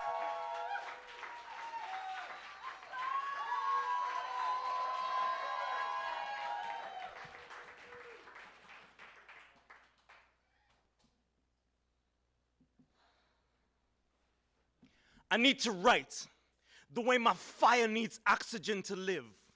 The way rain needs the bonding of 2 hydrogen atoms and 1 oxygen atom to fall. I need to write the way bodies need bodies to stop walking red rivers down our streets. I need to write the way the revolution needs bodies to stop them from stopping our bodies from walking freely down our streets. I need to write because my father said, be the narrator of your own story. Because if my story is unwritten by me, then it will be devoid of the facts. A facts copy printed with this blood, then there is ink in a paper cartridge, in an empty cartridge. Because griots caretake our history, and history is memory, and memory fades with the fading of our elders who are unable or unwilling to write. I need to write until fingers are worn, stubs too gnarled to type. So I dip the tip of the needle-like pen into my veins, extracting my erythrocytes and leukocytes, combined into a sea of red ink printed on the paper-thin bark of a baobab tree, absorbing our hieroglyphic genealogical history. Because I can be monstrous, engorged with the pain and disdain I feel, and these words are written on the pages of a computer, listed as my private thoughts. Read when I am ash. I need to write. Because I miss my father. Miss the way he used to sing to me, happy birthday to you. And writing's the only way I'll ever recapture the memory of having such an amazing dad.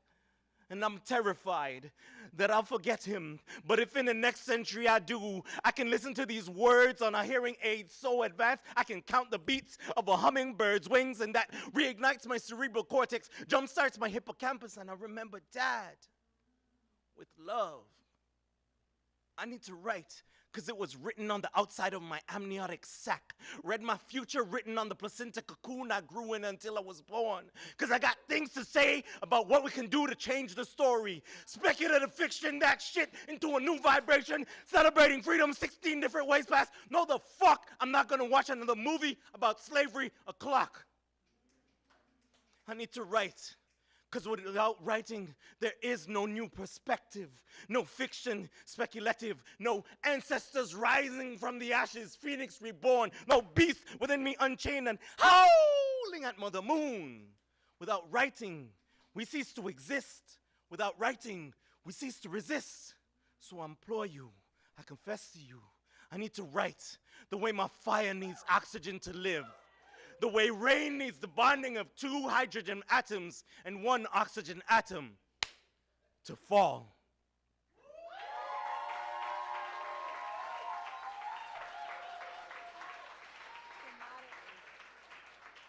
Yes, yes. Are we getting the lights back up again? That was still very dramatic. I know, but it was part of the atom. All right. Judges, at the count of 1, 2, 3, put your scorecards up. Remember, there was a light. I'm joking. Don't be persuaded by that. Please don't. All right. Okay. Again, I said don't be persuaded, but we did get a 10. 9.8. 9.9. A 9.8. And a 9.6. Keep that applause going for Chantel DC. Chantel, let's go.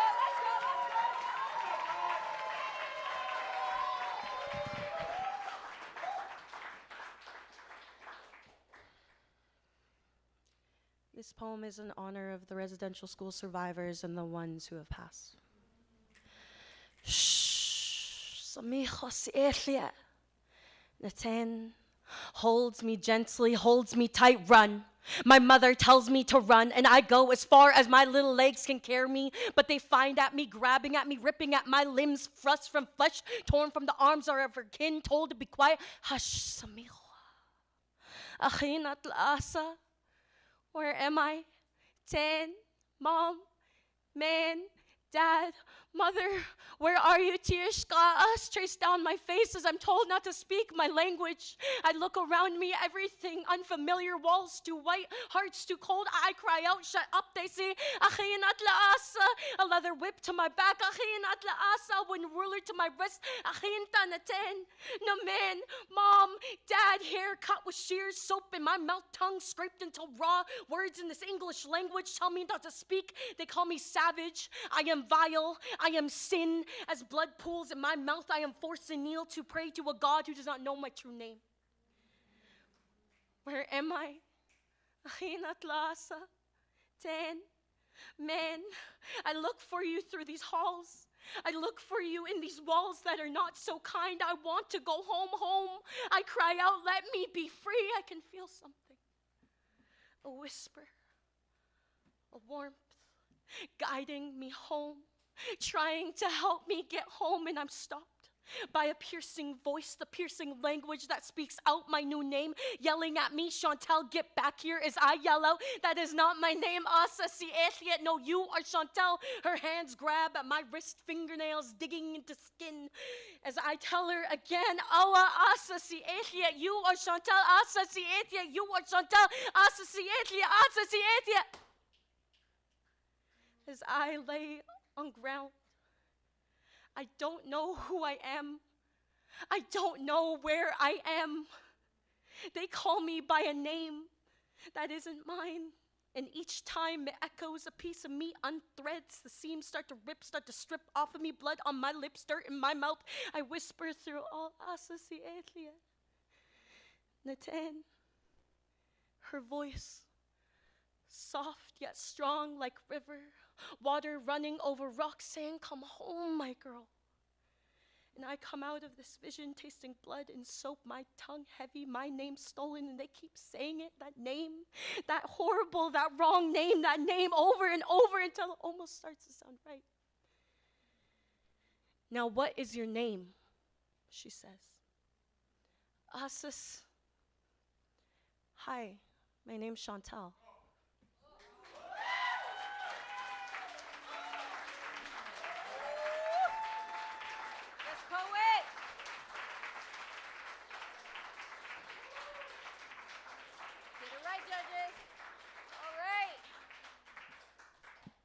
At the count of 1, 2, 3, put your scorecards up. All right. Ready? So we got a 10. We got a 10.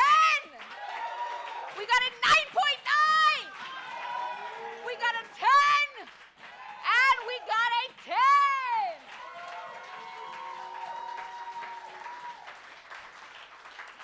Keep that applause going for Aya. Aya, all the way up to the mic.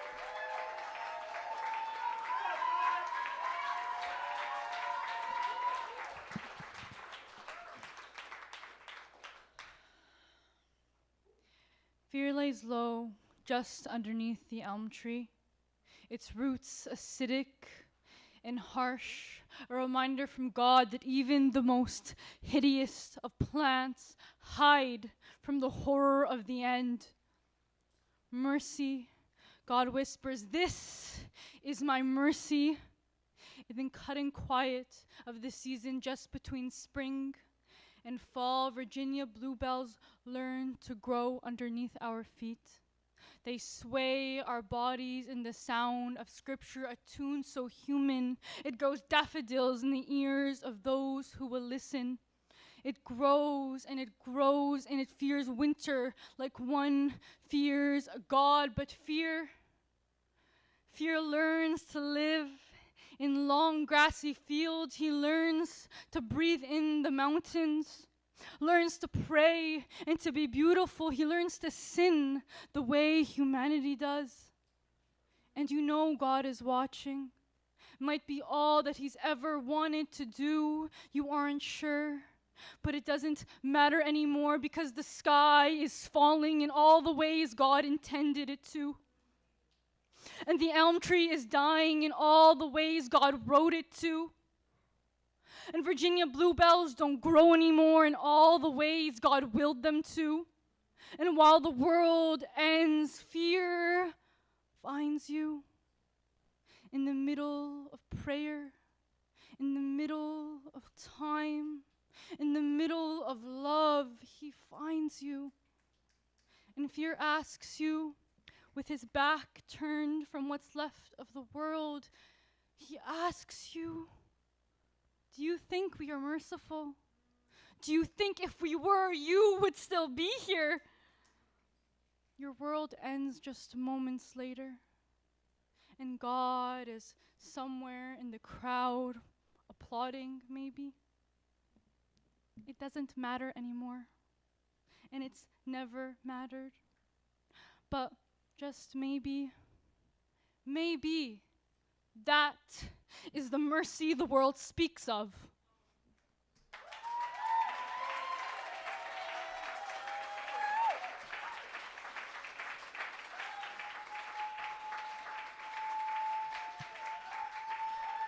Judges, don't think about it too much at the count of 1, 2, 3. Okay, we got 8, 9.5, 9.8, 9.9, a 9.4, and a 9.6. Keep that applause going for Axis. Axis all the way up to the mic. This is the last poet. Come on, we got to give all of our energy. Let's go.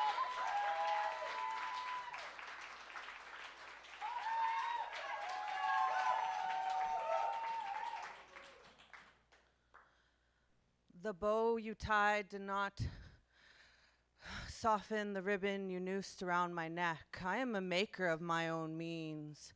Where you see a weapon to exploit, I know you fear a life without power. You claim puppeteer as you tie threads made of silver that you light, yet when I show you rage, you call me a descendant of savagery, a word you repeat with such pageantry, as if you've rehearsed in the mirror, narcissus. Yet you forget the light is only half of me, and through colonization, darkness is also carved inside of me. And when I snuff the fuse, I'll show you how in the dark of the sweat lodge only the medicine sparks. And the only relief is in the edges of the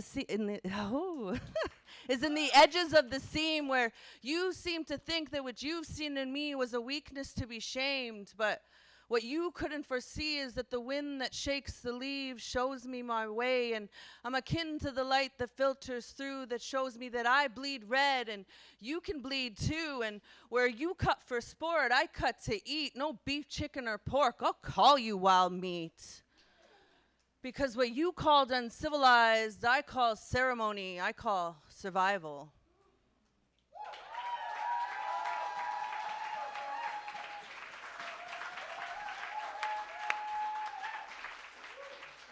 Judges, this is the last one.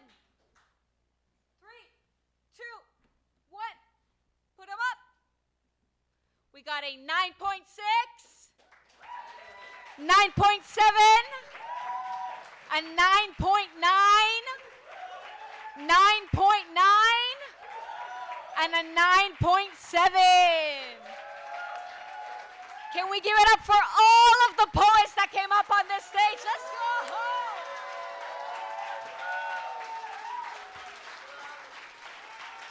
We need like a giant bucket of water because this stage is full of fire.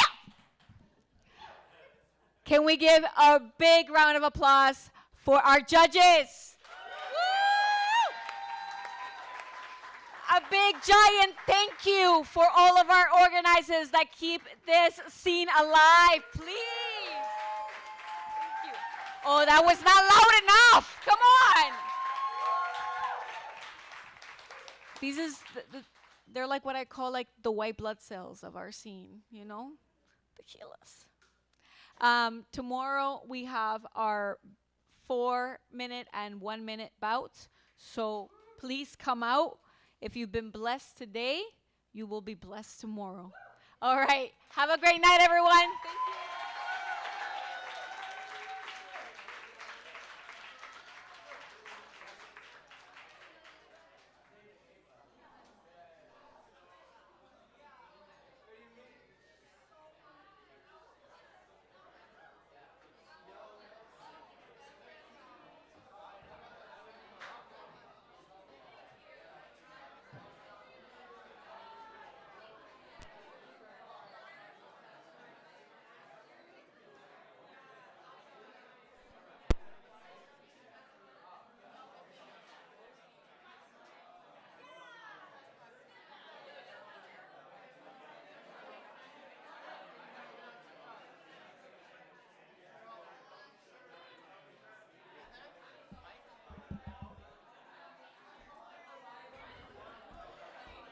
If you cannot see, these glasses may be yours. They are some tortoiseshell cat, leopard something. They will be at the greeting desk. Bye.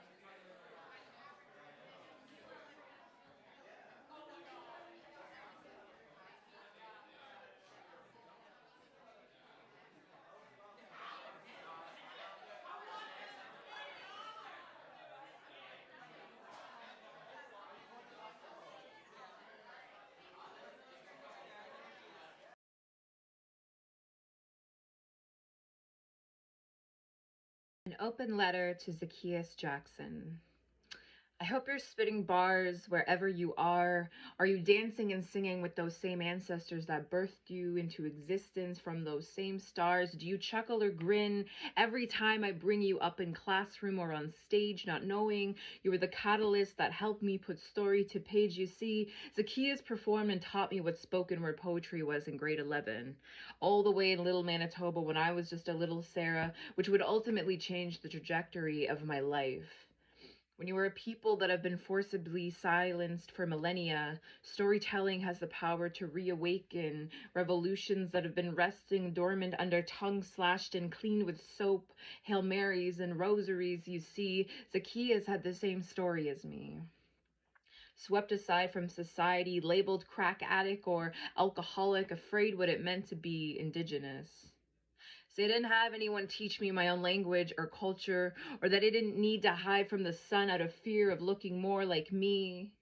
These are the little moments that have big impacts from representation. I heard the pain, I heard the transformation and resilience, and not the resilience they preach from the TRC, the kind people like us are forced to be.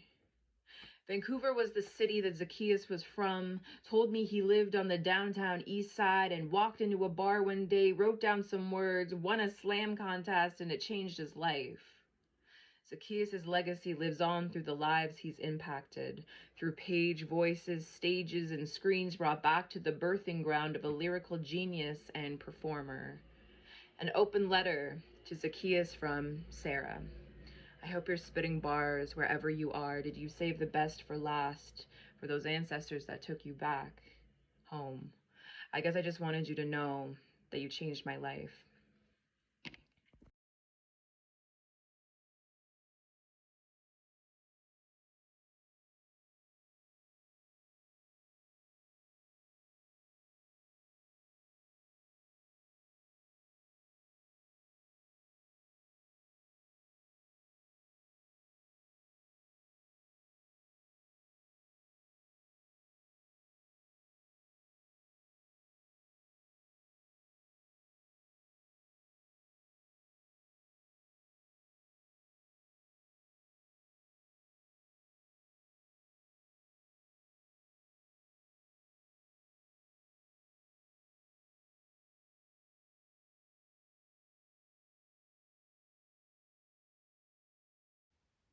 Our grandmothers prayed for today, knees pressed to the earth watching the light play, with tobacco in hand, sage in their stay, beyond liminal time where the spirits sway.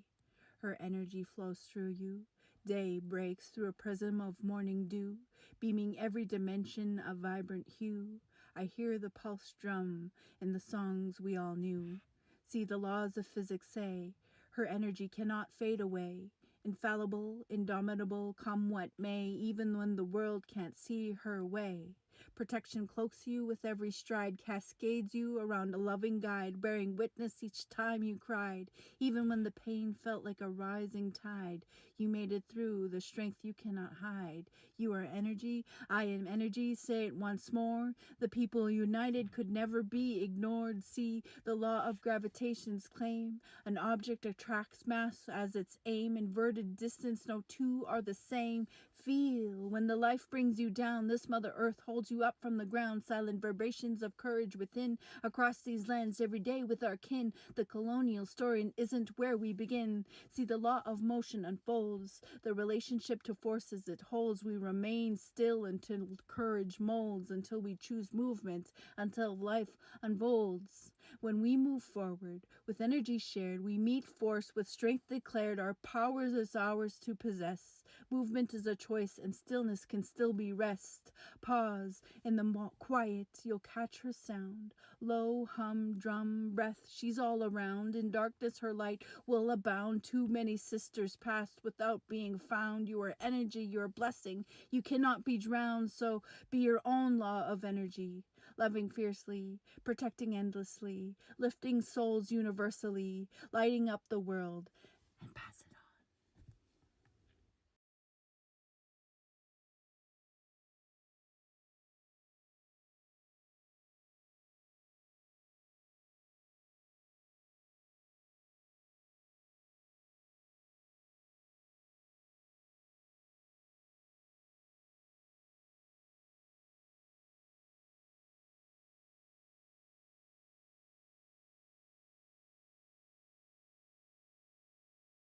They say I'm just a girl, a wildflower, but I'm a superwoman. I got superpowers, creating pathways and pipelines, blazing trails, tunnel vision, breaking barriers into building blocks, stacking chips, completing my mission. They call it a breach of position. I call it peace. I earned it through wisdom. I call it alignment. They call it over ambition. Just do what I can with what I've been given. I call it precision. They say I'm too driven, shooting my shot until it just goes in. I call it discipline. They call it obsession. I call it practice. They call it lessons, as if it be less than, but every ball that they drop, these be my blessings. I call it intuition. They call it superstition. I call it truth. They call it something to fix and condition. I am so ill. They say I'm sick with it. Take no pills. I'm still magnificent. Infecting the whole world with a new virus. Everything I touch gold, calling me Midas. D&D, cause I got them all on silent. They on Ethernet, well, I'm on wireless. Wi-Fi strong, but the chat be mindless. I am the kick, the field goal, the blueprint diamond. I am the new mold. I am the definition when they say goals timeless. I'm locked in, clock it. Focus, no long talking. We ain't friends, we ain't rocking. Like shoes with no socks. This world cold, don't get shocked when you get X, that text sent. Check up on your phone. Come pick up your clothes. They ain't folded. 10 toes down, never folding. My fan from GT, that means I'm Guyanese. My roots run deep in this poetry. Never a pick me, I'm chosen.